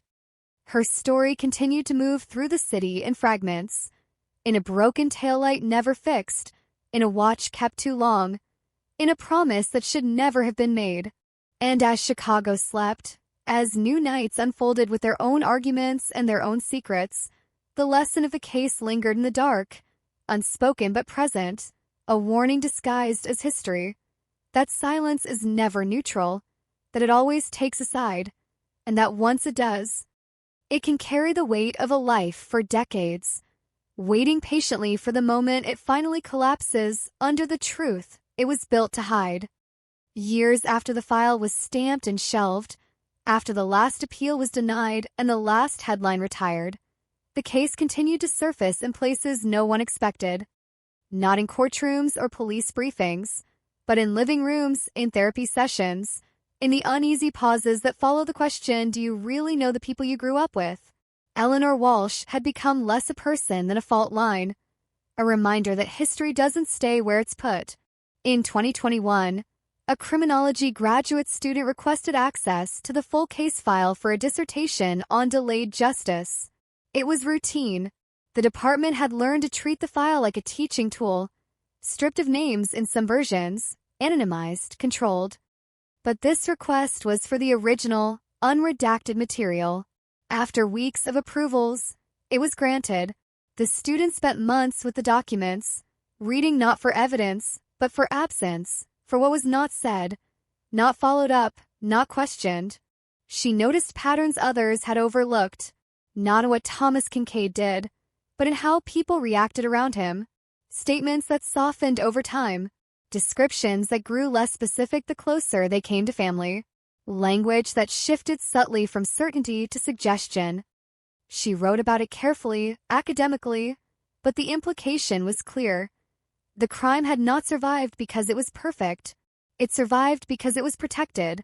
The dissertation circulated quietly at first, then a journalist picked it up, then a podcast referenced it. Then social media did what it always does, pulling fragments out of context, sharpening them, accelerating them. Suddenly, the case was back, not as news, but as commentary. People debated not whether Thomas Kincaid was guilty, but whether he could have acted alone in a moral sense, whether silence itself constituted participation. Old neighbors were named, not accused, but scrutinized. Some denied everything. Some refused to comment. One man, now in his 70s, gave an interview in which he said something he seemed to regret the moment it left his mouth. That everyone knew something was wrong back then, but no one wanted to be the one to say it out loud. The clip went viral. The sentence became a caption. It hardened into accusation. The police department issued a statement emphasizing that the case was closed, that no further investigations were warranted. That speculation helped no one. The statement was technically accurate. It also missed the point. The story had outgrown the institution that contained it. It had become a mirror, and people were standing too close to look away. Thomas's son watched all of this from a distance, his name never mentioned, his face never shown. He had changed it years earlier, quietly, legally, as if trying to step sideways out of his own past. But names do not sever lineage. He felt the weight of the renewed attention, not as fear, but as exhaustion. The story was no longer his to control, if it ever had been. He wrote one final letter, this one addressed to no one in particular, and published it online under a pseudonym. It was not a confession. It was not an apology. It was an account of what it feels like to inherit a silence so complete it shapes your instincts. He wrote about learning to read rooms before speaking, about sensing which topics were dangerous without knowing why, about the relief and terror of discovering the reason. The post was shared thousands of times. Many recognized themselves in it, and read the letter late one night, and closed her laptop without finishing it. She didn't need to. She had lived the other side of that silence, had learned a different set of instincts, how to listen for what wasn't being said, how to keep asking even when the answers hurt. She wondered briefly whether Eleanor would have done the same, whether her sister's refusal to let the secret sit undisturbed had been an act of courage or simply a miscalculation. The question had no resolution. It didn't need one. Chicago, meanwhile, continued its quiet negotiations with memory. Murals went up. Buildings came down. The city celebrated itself loudly, repeatedly, as cities do. But in the spaces between celebration, the case lingered, invoked whenever a disappearance stalled, whenever a family insisted too strongly that nothing was wrong. Detectives referenced it without naming it. Parents warned their children with it indirectly, as if the lesson would stick better that way. A new cold case task force was formed that year, armed with updated technology and a mandate to revisit long-dormant files. Eleanor Walsh's case was not among them. It didn't need to be, but it shaped the questions they asked, the assumptions they challenged. It taught them to look first at the familiar, at the places where trust accumulates fastest and scrutiny arrives last. One investigator pinned a single sentence above his desk, handwritten, unattributed. What feels private is often just protected. He never explained where it came from. He didn't have to. As time stretched forward, the case settled into something quieter, less volatile but no less present. It became a reference point in classrooms, in training manuals, in conversations about ethics and accountability. It lost its immediacy, gained a strange kind of gravity. The details blurred. The lesson sharpened. Eleanor Walsh's name appeared one last time in an official capacity when the city renamed a small community grant in her honor, funding outreach for families of the missing. It was symbolic, modest, easy to approve, a gesture that suggested recognition without requiring discomfort. And attended the announcement, stood at the back, listened, nodded, left early. Symbols had their place. They were not substitutes. What remained, after everything else had settled, was a quieter understanding that the most dangerous secrets are not the ones people kill to protect, but the ones others agree to help them keep, the ones that survive because they fit too neatly into existing structures, the ones that ask nothing more than silence and reward it generously. The Chicago 1978 cold case was closed. The system said so. The records agreed, but its true work continued elsewhere, beyond files and verdicts, in the slow, uneasy recalibration of how people understood responsibility, not as something assigned by courts alone, but as something shared, accumulated, and too often deferred. And somewhere in the city, on streets that had learned to forget and remember at the same time, the echo of a payphone receiver still seemed to linger, not as a sound, but as a moment when someone could have spoken differently, could have listened longer, could have chosen to break the silence before it learned how to survive. The longer the case lived in the public consciousness, the more it began to change shape. Facts stayed fixed, but meaning didn't. What had once been a story about a missing woman became, over time, a story about permission. Who had it, who assumed it, and who benefited from pretending it wasn't being used. Eleanor Walsh's name was no longer just attached to a disappearance. It was attached to a pattern. In neighborhoods far from where she vanished, people began revisiting their own memories with a new lens. An uncle who never talked about a certain year. A family friend whose temper everyone learned to anticipate. A secret no one could articulate, but everyone adjusted their behavior around. The case had given language to something many had lived with, but never named. Silence, it turned out, had a texture. Once recognized, it was impossible to ignore. Within the police department, the cold case became an internal reference point for another reason. Younger detectives, raised on technology and data, struggled to understand how something so close to home could have gone unexamined for so long. Veterans explained it bluntly. You investigate strangers aggressively. You investigate families carefully. The closer the relationship, the lighter the touch. Not out of malice, out of habit. That admission did not sit comfortably. Training protocols were adjusted. New guidelines emphasized distance, documentation, redundancy. But policies couldn't rewrite instincts overnight.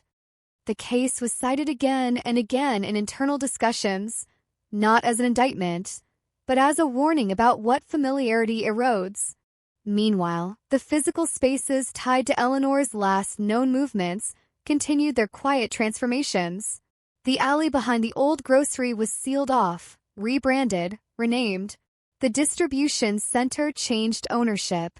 No plaques were installed. No markers placed.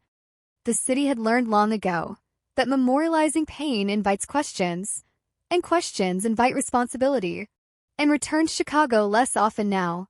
When she did, it was for reasons unrelated to the case. She no longer felt tethered to specific locations. The truth, once revealed, had loosened something inside her. Not healed it, loosened it. The waiting had been the heaviest part. The knowing, even incomplete, had shifted the weight. She spent more time speaking with people who were still waiting. Parents whose children had vanished without spectacle. Spouses caught between hope and resignation. She recognized the look in their eyes immediately. The exhaustion of explaining absence to a world that prefers conclusions.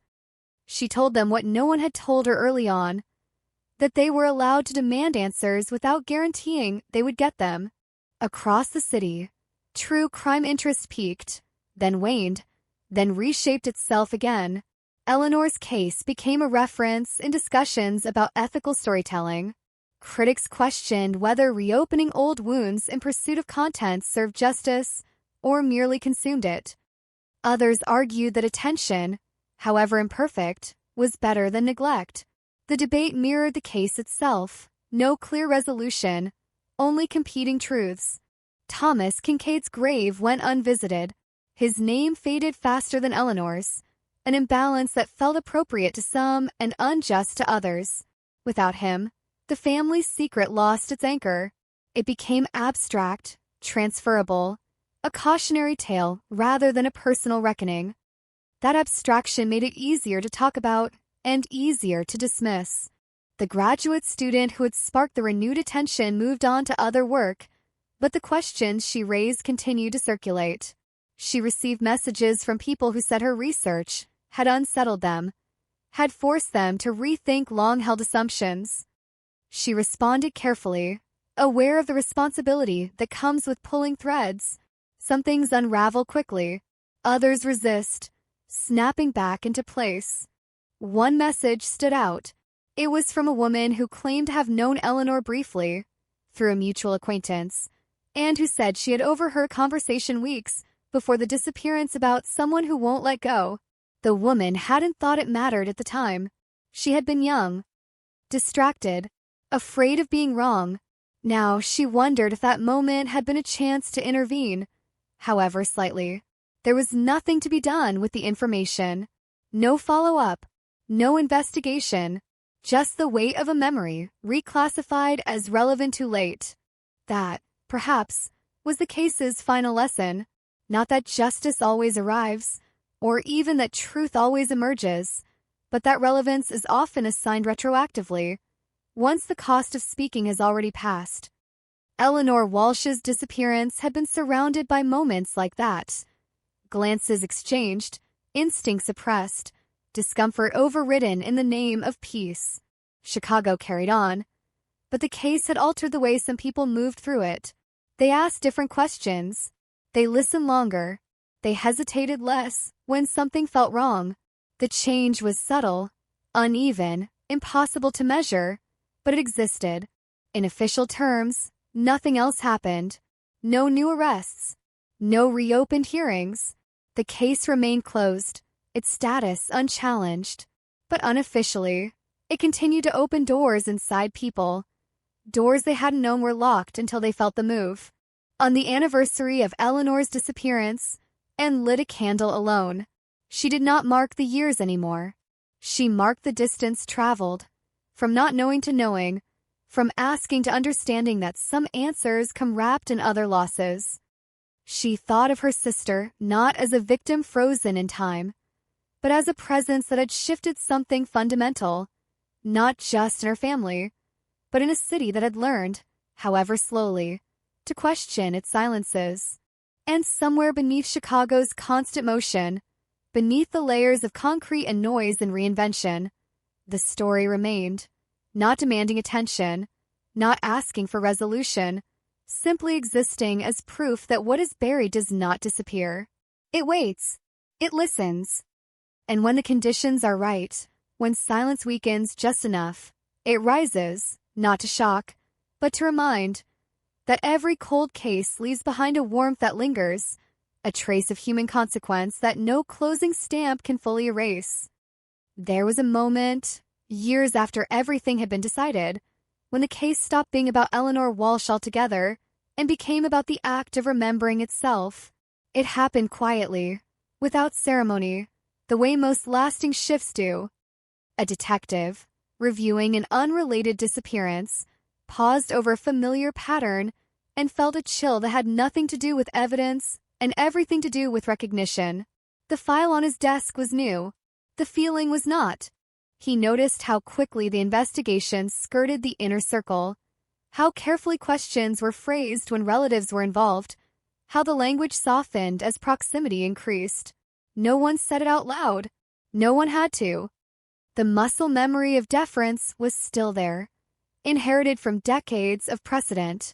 Eleanor's case had exposed it, but exposure did not equal eradication. Habits like that linger. He pushed back anyway, asked harder questions, requested interviews others thought unnecessary.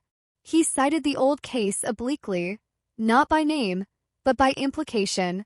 The room shifted, not dramatically, just enough. It was a small resistance, almost invisible, but it mattered. This was how change happened now. Not through verdicts, but through friction. Elsewhere, the case began to surface in unexpected personal reckonings. A woman in her 40s, listening to podcasts late at night, recognized a dynamic she'd grown up with in the description of Thomas Kincaid's household. The control, the quiet volatility, the unspoken rules. She turned the episode off halfway through and sat in the dark, replaying her own childhood with new clarity. The past rearranged itself, detail by detail, into a pattern she could no longer ignore. She would later say that Eleanor Walsh saved her life. Though Eleanor never knew she existed, the connection was indirect, abstract, but real. The case had given her permission to name something she'd been taught to minimize. That permission, multiplied across countless listeners and readers, became the case's most enduring consequence. And heard stories like that more often than she expected. People approached her cautiously, unsure whether their revelations would be welcome. She listened without judgment. She had learned that grief does not belong exclusively to those at the center of a tragedy. It radiates outward, finding resonance in places the original story never reached. Eleanor's absence had become a catalyst, activating truths that had been waiting for a trigger. The city's relationship with the case continued to evolve. It appeared less frequently in headlines and more often in footnotes, in academic citations, in policy drafts. It informed how missing persons reports were categorized, how early assumptions were documented, how familial interviews were logged and revisited. These changes were incremental, bureaucratic, easy to dismiss. But they represented an acknowledgement that something fundamental had been mishandled, and that acknowledging it mattered. Still, not everyone welcomed the legacy.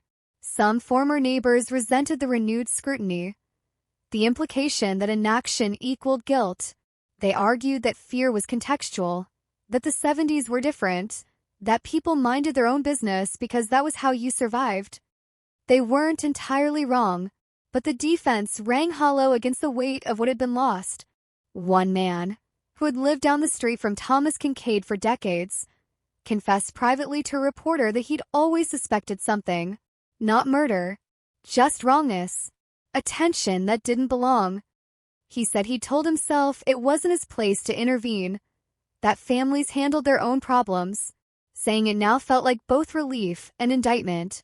The reporter never published his name. The truth didn't need it. The physical artifacts of the case continued to disappear. The watch, once evidence, was locked away permanently, its relevance exhausted. The shoebox was returned to the sun, its contents now more burden than revelation. The payphone existed only in photographs, a relic of an era when connection required effort and disconnection happened instantly. Each object had done its work. None could speak anymore. What remained was narrative, and narrative proved harder to contain. Different versions circulated simultaneously, some emphasizing justice, others tragedy, others systemic failure. None were complete. All were true in their own way. The case resisted simplification, refused to settle into a single moral. That resistance frustrated commentators and satisfied no one, which may have been its most honest outcome, and stopped correcting inaccuracies when she encountered them. She understood now that ownership of the story had dispersed. It belonged to the city, to the families of the missing, to the people who recognized themselves in its margins. Trying to control, it would only replicate the silence that had caused so much harm in the first place. On a winter afternoon, she visited the archives where the original file was stored. A clerk retrieved it carefully, almost reverently, as if handling something fragile, and didn't open it. She rested her hand on the cover and felt the weight of it, the density of years compressed into paper. That was enough. She didn't need to read the details again. She carried them already. Outside, snow fell lightly, blurring edges, softening the city into something almost forgiving, and stood for a moment and watched it settle, thinking about how memory works, not as a fixed record, but as a living process, shaped by what we choose to revisit and what we allow to fade. Eleanor's story had refused to fade. It had demanded attention long after the world tried to move on. The case had taught Chicago something uncomfortable. That resolution is not the same as reckoning, and that solving a crime does not absolve the conditions that allowed it to persist. It had also taught something quieter, more hopeful, that awareness, once raised, does not entirely recede. It changes how people listen, how they notice, how they decide when silence is no longer acceptable. As years continued to pass, the phrase Chicago 1978 cold case lost its immediacy but retained its charge. It became shorthand for a question rather than an answer. What are we missing now, simply because it feels too close to examine? That question lingered, unanswered, drifting through conversations and institutions alike. It did not accuse. It did not demand. It waited. And in that waiting, it carried forward the truest echo of Eleanor Walsh, not as a mystery solved, but as a presence that continued to shape the world she had been taken from, insisting, quietly and persistently, that no silence remains harmless forever. By the time the case reached its fourth decade in public memory, it had begun to function less like a story and more like a reference point people carried without realizing it. It surfaced in instincts, in the hesitation before dismissing a detail, in the quiet decision to ask one more question even when the answer felt inconvenient. The name Eleanor Walsh no longer triggered shock. It triggered recognition. Inside the police department, the file was rarely opened, but it was often invoked. Not ceremonially, practically. During briefings, a supervisor would pause over a stalled investigation and say, almost casually, "Remember Chicago, 78. No elaboration required. Everyone understood what it meant. Don't assume the obvious. Don't trust proximity. Don't confuse familiarity with innocence." The case had become a kind of shorthand for disciplined out. Yet even as it informed better practice, it exposed a harder truth.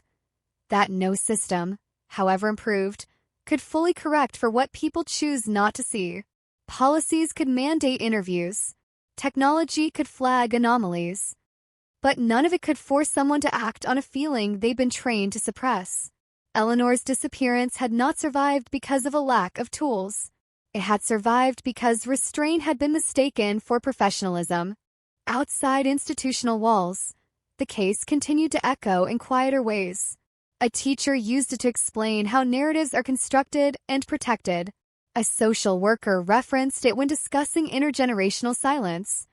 A therapist noticed how often it came up when clients talked about families where nothing was ever explicitly wrong, but nothing was ever quite right either. The story had slipped free of its original context and embedded itself elsewhere, where it continued to do its work, and rarely spoke publicly now. When she did, it was measured, deliberate. She avoided the language of closure. She talked instead about endurance, about the long arc of uncertainty, and the strange relief that comes when questions finally stop multiplying. She acknowledged the conviction without celebrating it. Justice, she had learned, could be real and still insufficient. She was often asked what she would say to Eleanor if she could. The question never landed the way people expected, and didn't imagine apologies or explanations. She imagined ordinary conversation, updates, shared trivialities. The future that had been denied felt more painful than the violence itself. That was the part she carried with her. The weight of all the unremarkable moments that never happened. In the city's archives, a minor administrative change went largely unnoticed. The designation used for long-term missing persons cases was revised, removing language that implied abandonment or inevitability. It was a small shift, semantic, easy to dismiss. But words matter. Eleanor's case had proven that. The way a disappearance is described shapes how seriously it is pursued, how long it is allowed to remain unresolved. The change did not come with a press release. It didn't need one. It was enough that someone, somewhere, had remembered why the distinction mattered. The physical city continued its cycle of forgetting and renewal. New developments rose where old structures had stood. Streets were renamed. Histories were condensed into plaques few people read. Nothing marked the route Eleanor had walked that night. Nothing indicated where she had stopped, where she had waited, where a decision had been made that could not be undone. The city did not memorialize moments like that. It absorbed them. And yet, sometimes, late at night, when trains slowed and the streets emptied, there was a sense that certain places retained a memory of interruption. Not haunting, not spectacle, just a feeling that something had been cut short. People passed through without knowing why they felt it, without stopping long enough to question it. That was how the case lived on now, in intuition rather than information. The journalist who had followed the story from its revival eventually stopped writing about it. He said there was nothing left to add without repeating himself, and repetition, in cases like this, risked dulling what should remain sharp. He moved on to other work, carrying the lessons with him.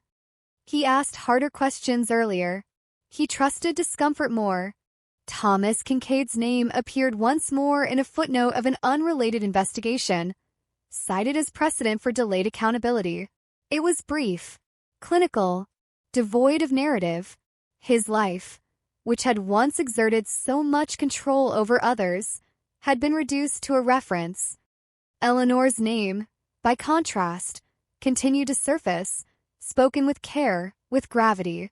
That imbalance persisted, and no one tried to correct it. As the years layered on, the case reached a kind of equilibrium, not peace, not resolution, a steady state where its presence was acknowledged without being consumed by it.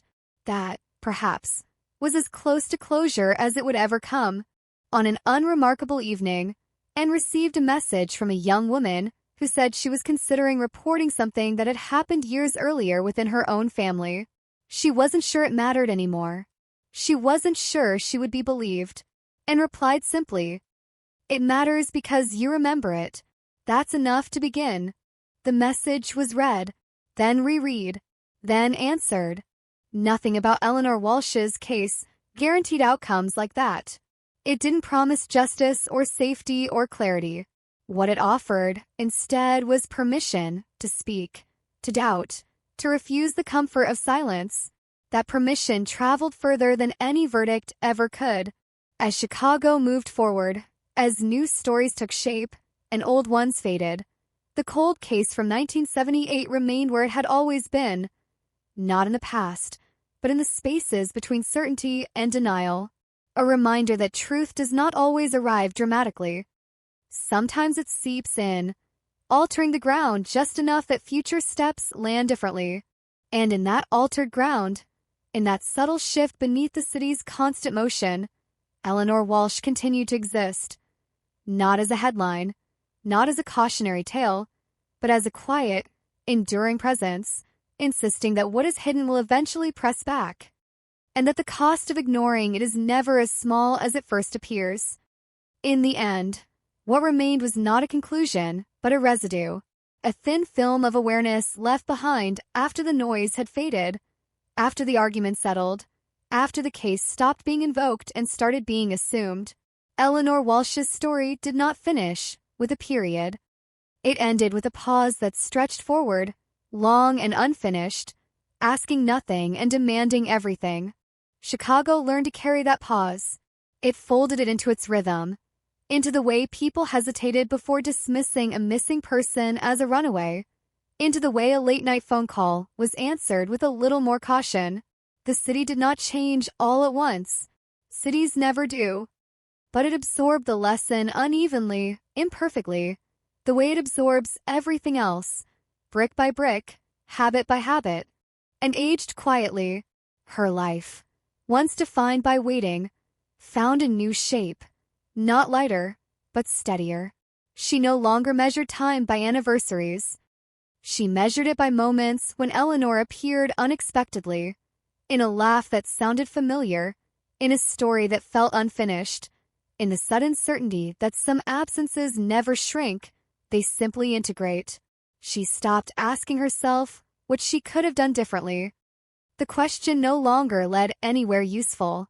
The file remained in the archives, complete now, its pages no longer growing, but completeness, and new, was an administrative fiction. No folder could contain the full reach of what had happened. No verdict could account for every life adjusted around a silence that had lasted too long. The system had done its work. The consequences had done theirs. From time to time, someone new would encounter the case for the first time. A student, a journalist, a detective at the beginning of their career. They would react the same way most people did. Shock first, then anger, then the slow, uncomfortable recognition that the story was not as distant as it seemed. That recognition was the case's final inheritance, passed quietly from one listener to the next. The places tied to Eleanor's last night continued to exist without acknowledgement. People stood where she had stood, walked where she had walked. They waited for trains, checked their phones, lived forward without knowing what had been interrupted beneath their feet. The city did not whisper her name. It didn't have to. The interruption was enough. There were no more revelations, no last-minute confessions, no hidden evidence surfacing to clarify what remained unclear. The truth had arrived in pieces, and those pieces were all there would ever be. Accepting that was not surrender. It was realism. Eleanor's story resisted the neatness people craved, and that resistance felt appropriate. A life cut short should not resolve cleanly. If there was justice, it existed in fragments, in the arrest that came too late to feel triumphant, in the conviction that satisfied the law, but not the loss, in the awareness that spread quietly afterward, changing how some people listened, how some families spoke, how some silences were finally broken before they learned how to harden. The phrase cold case closed remained on record, factual and insufficient. It described a status, not a feeling. It accounted for evidence, not for aftermath. The case had been closed by the system, yes, but it remained open in the only place that truly mattered, in a collective understanding that silence is an action, and inaction is a choice. Eleanor Walsh did not become a legend. She became something more difficult and more honest, a reminder, not of danger lurking in the shadows, but of danger standing close enough to be mistaken for safety.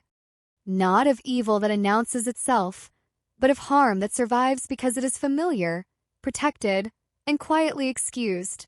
And so the story ends where it began, not with answers, but with a moment, a pause, a phone receiver returning to its hook, a decision not to speak, made once, then repeated by others, until it shaped decades.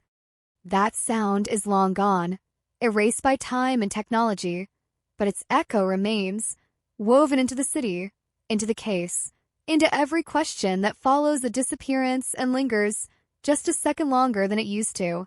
Because some stories don't ask to be remembered, they insist on it.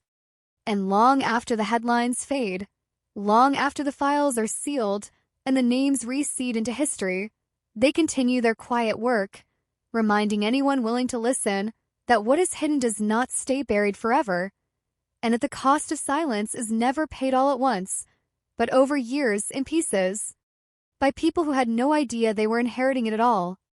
There is a point, long after a story is finished being told, when it begins to behave like weather. It no longer announces itself. It simply arrives, shifts the air, alters how people move through the day. Eleanor Walsh's case reached that point quietly, without anyone deciding ahead, without consensus or ceremony. It became atmospheric, felt rather than recalled. In Chicago, certain questions began to linger longer than they used to. Detectives paused before closing files. Journalists hesitated before accepting the easiest explanation. Families argued, less convincingly, that everything was fine. None of these changes could be traced directly back to 1978, but they didn't need to be. Influence rarely leaves fingerprints. A retired dispatcher once said that the hardest calls were never the frantic ones. They were the calm voices, the ones that sounded prepared. Eleanor's last known phone call was revisited in training rooms not as evidence, but as tone. That low, controlled urgency. The sound of someone negotiating safety rather than expecting it. Officers were taught to listen for that now, to treat it as signal, not background, and notice the shift when she least expected it. At a community meeting, a young man stood up and described a disappearance that had happened years earlier, one the police had dismissed as voluntary. He used language and recognized immediately, not from reports but from memory. The careful phrasing, the way grief disguises itself as reasonableness. When she spoke to him afterward, he thanked her for something she hadn't said. He said her presence made it easier to keep going. That unsettled her more than praise ever could. The case continued to appear in small institutional ways. Grant proposals referenced it obliquely. Ethics panels cited it anonymously. It became a hinge example, a reminder used when arguing against convenience, not because it was unique, but because it was not. That distinction mattered. There were still people who resisted its implications. They argued that the danger lay in overcorrection, in seeing threat everywhere, in turning suspicion inward. They warned of paranoia, of erosion of trust.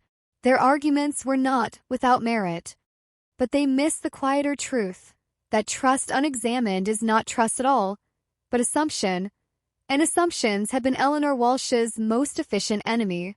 In one precinct, a lieutenant taped a list above a shared desk. It was not official, just reminders, written in marker, uneven and blunt. Who benefits from silence? Who is being protected? What feels too familiar to question? No one signed it. No one removed it either. The physical remnants of the case continued to thin. paper degraded, recordings lost fidelity, witnesses aged out of memory. Eventually, even and stopped being introduced as Eleanor's sister. She became simply Anne. That anonymity felt earned and also strange. She carried the story still, but it no longer defined her entry into a room. The burden had shifted from identity to responsibility, lighter but no less real. She thought often about the moment Eleanor decided to make that phone call. Not the argument itself, but the choice to engage, to believe that speaking would lead to resolution rather than rupture. That belief felt both brave and devastating in hindsight. And wonder how many people stood at that same threshold every day, weighing disclosure against disruption, choosing quiet because it seemed safer. The city offered no answer. It never had. It offered only motion, only continuity. Buses ran. Trains arrived. Streets filled and emptied. The surface never betrayed what had been absorbed underneath.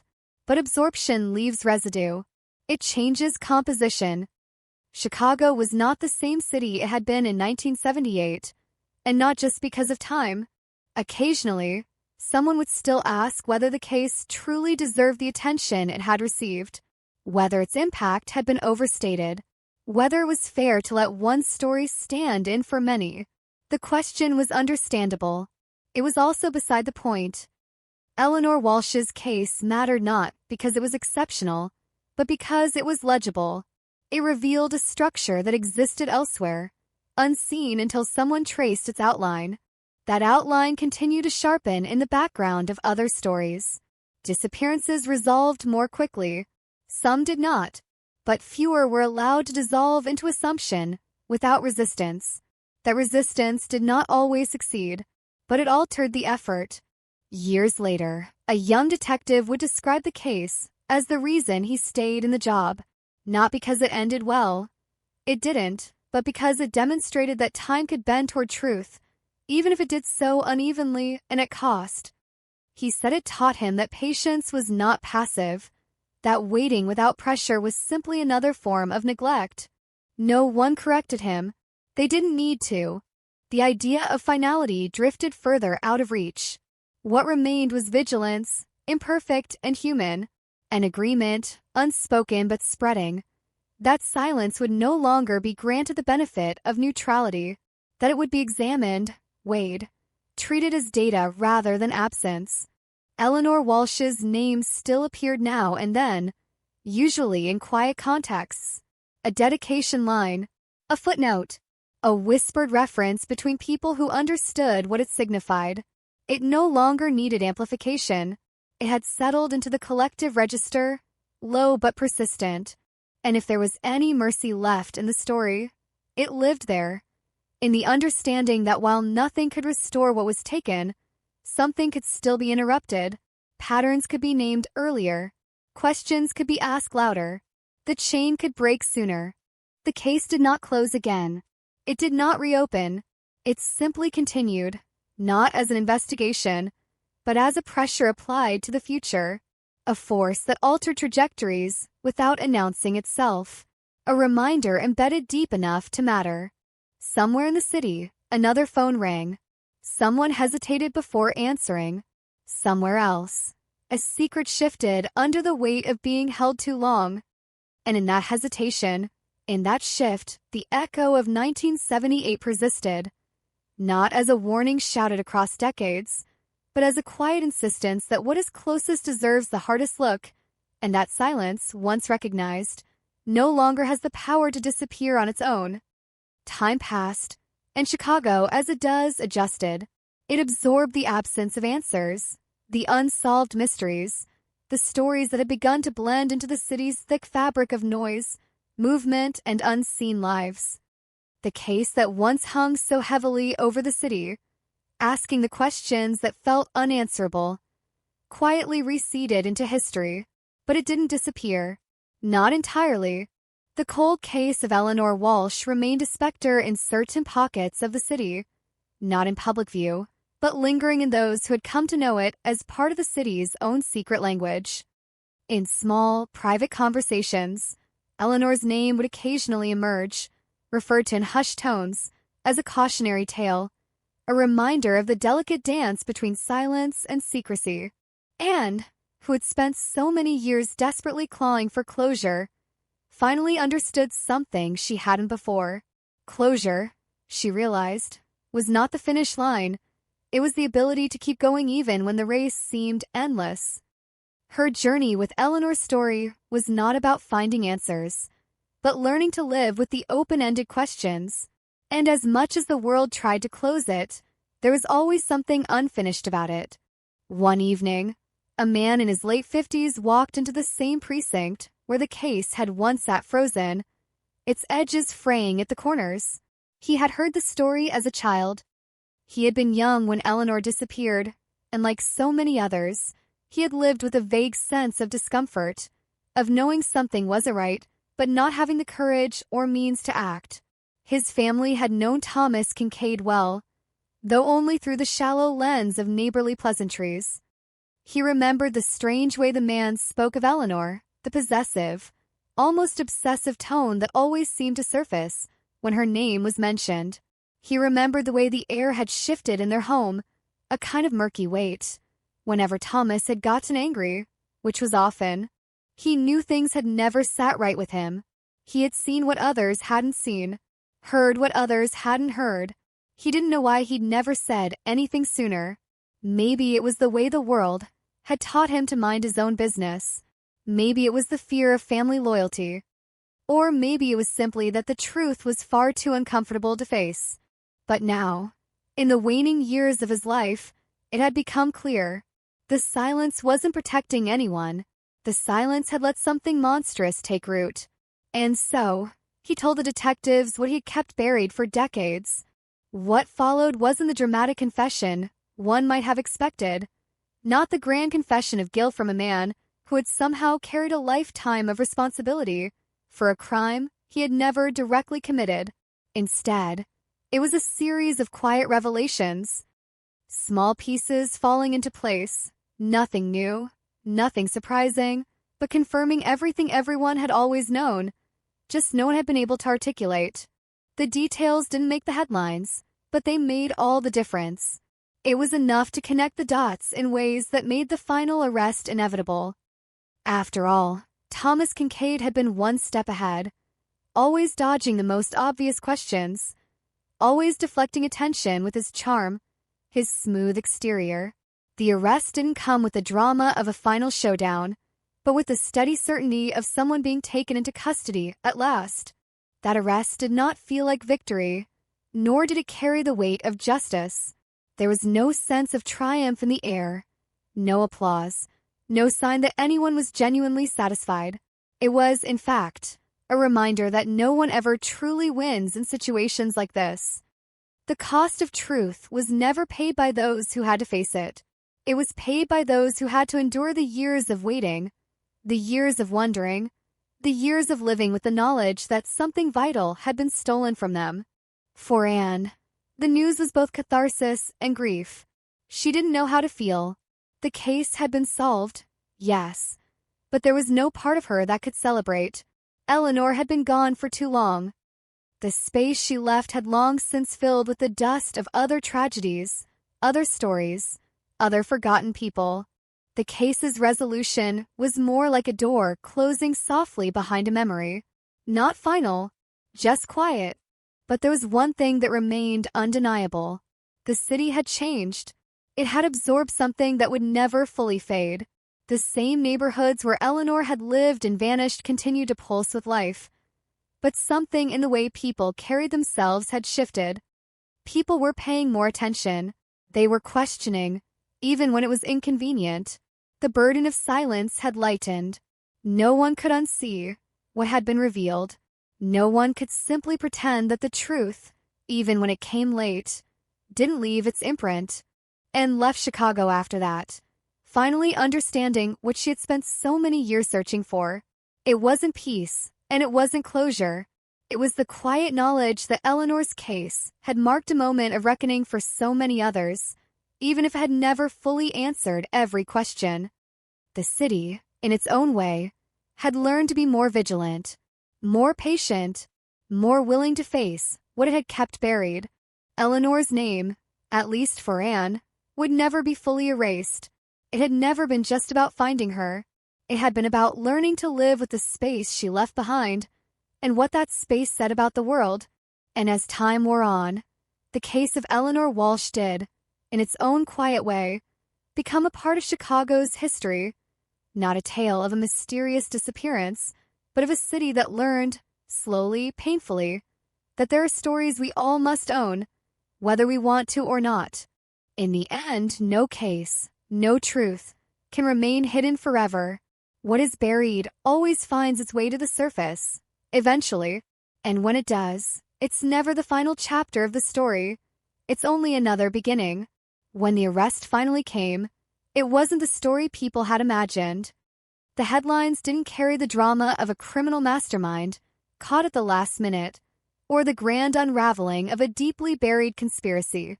There was no final, earth-shattering confession. The arrest was calm, almost anticlimactic. A middle-aged man, whose life had long since spiraled into its own kind of quiet unraveling, being taken away, not as the perpetrator of an unspeakable crime, but as someone who had never really known how to escape the weight of his own lies. Thomas Kincaid, when they finally found him, was living a life removed from his past. He had long since withdrawn from the public eye. His house had been sold. His name was no longer a frequent one in local circles. He had become the kind of man that people recognized but didn't know, someone who had long since faded into the landscape, his face half forgotten by time, his connections frayed by distance. The detectives who arrived at his door didn't know what to expect. They had long since abandoned the idea that this would be anything other than a quiet matter of procedure. The years of chasing theories, the nights spent discussing nothing but the case, the dead ends, they had all led to this simple, almost disappointing moment. Thomas Kincaid was arrested not for his brilliance at evading the law, but because someone had finally chosen to talk. The arrest didn't feel like justice. It felt like the inevitable consequence of years of silent defiance, years of refusing to face what had been allowed to linger unspoken in the shadows. And when the cuffs clicked into place around Kincaid's wrists, it wasn't a sense of triumph that settled over the officers. It was a weight, the realization that Eleanor Walsh had never been a case to solve. She had been a life to acknowledge, and, who had long since learned to expect little, didn't expect anything when the phone call came. The voice on the other end of the line was familiar, but she couldn't place it at first. The officer's words were simple, factual, stripped of the emotion she had braced herself for. The case had been closed. Kincaid had been arrested. For a moment, and didn't know what to feel. It was over. The waiting, the wondering, the years of haunting half-answers, over. But it wasn't a victory. It wasn't a celebration. It was something quieter, something that couldn't be put into words. A form of acknowledgement, a reluctant understanding that the past had made itself known in the present, and nothing could change what had already been lost. The arrest was only a small part of the aftermath. What followed was the same slow churn of truth meeting reality, of people trying to make sense of a story they thought they understood. News outlets ran the facts. The arrest, the charges, the evidence finally pieced together after decades of false starts. But what no one could capture, what no one could articulate, was the sense that time had shifted, irrevocably. Chicago had been forced to reckon with something it had long ignored. A quiet conspiracy had turned into a public revelation, and what had been forgotten was now impossible to undo. Anne didn't attend the trial. She didn't feel the need. The system, in her experience, wasn't built to heal the wounds it created. It simply applied a layer of structure over chaos. She didn't need the courtroom drama to prove what had been true all along. She had learned that justice, at least as it was served in the public sphere, could never undo the damage done in private. The trial, like the arrest, was a formality. It was closure, yes, but it was closure in the same way that a wound might be closed. Not healed, but covered. But Chicago's response to the case was something more complicated than mere relief or indignation. It wasn't the end of a chapter so much as the moment the city, began to look differently at its past. A city that had long since learned to ignore, to forget, to look away, was now forced to reckon with the long-term consequences of that inaction. For so many years, Eleanor had been absent, a shadow in the background of a city that had moved on without her. But now, in the wake of the arrest, she had returned, not as a ghost, but as a presence, no longer invisible, no longer erased. And in her return, so too did the city's collective understanding shift. People began to ask themselves questions they had never thought to ask before. What did we miss? Who were we protecting? What did we refuse to see because it was easier not to? It wasn't just about Thomas Kincaid anymore. It was about every corner of the city that had chosen silence over speaking up. It was about the collective failure of so many who had allowed a dark truth to persist because confronting it was too uncomfortable. Eleanor's case, long relegated to the files of unsolved mysteries, had become something much more, an indictment, not just of one person, but of an entire system that had let silence fester and grow, and, from a distance, began to notice small changes, the way people spoke of missing persons cases, the way whispers in dark corners of rooms no longer stayed quiet for long. Stories began to spread, not with the same rapidity as the sensational news, but with the same quiet persistence. The past couldn't be buried forever. It couldn't be forgotten entirely. There was something contagious about remembering, and people began to remember. In the years that followed, the case of Eleanor Walsh became less about the events of that night and more about the lesson it imparted. The arrest, while important, was a footnote in a larger narrative of change. It became part of a broader movement, not one of grand declarations or sweeping reforms, but one of small, unacknowledged shifts in the way people related to the world around them.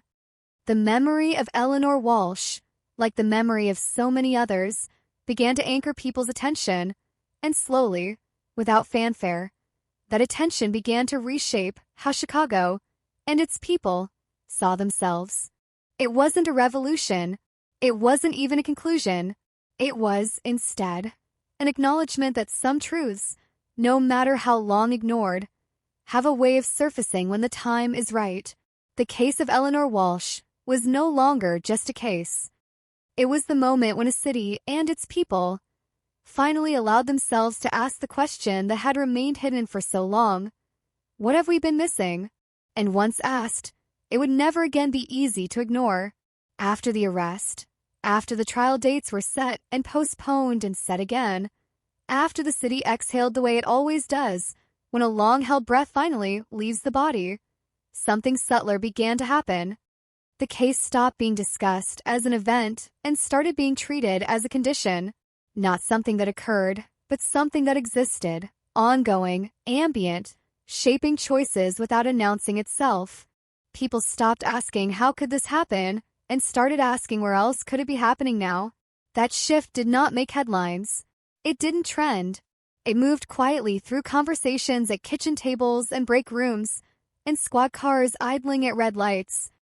It showed up in the pause before someone said it's probably nothing and decided, instead, to keep going and return to Chicago one last time. Not for the case, not for the courts, but for herself. She walked streets she hadn't walked in decades, noticing how unfamiliar they felt, how little they owed her memory. The city had not been waiting for her. That realization brought an unexpected comfort. Nothing here was frozen in grief anymore, not even her. She passed a storefront where a television once played the evening news on a loop, the same headline repeating until it lost its meaning. The screen was gone now. In its place, a cafe. People inside laughed. Someone spilled coffee. Life moved without hesitation. And watched for a moment, then kept walking. Eleanor would have liked this version of the city, she thought. One that didn't linger so long on spectacle. The case, meanwhile, continued to be cited, not as a warning, but as a reference. Training manuals updated language. Interview protocols changed order. Family members were no longer treated as the safest explanations by default. None of it guaranteed better outcomes, but it narrowed the margin where silence could hide. A young prosecutor, reviewing old files late one night, came across a notation in the Walsh case that read simply, "No further action recommended." The phrase struck her as audacious. Not wrong, just final in a way that life never is. She wrote a note to herself in the margin of a different case. Finality is a choice. She didn't know where the thought came from. She didn't need to. Thomas Kincaid faded the way people like him often do. Quietly, without myth, without redemption. His name appeared less and less, eventually surviving only in legal databases and academic citations. He did not become a monster in memory. He became something more unsettling, ordinary. A reminder that proximity is not innocence, and familiarity is not proof.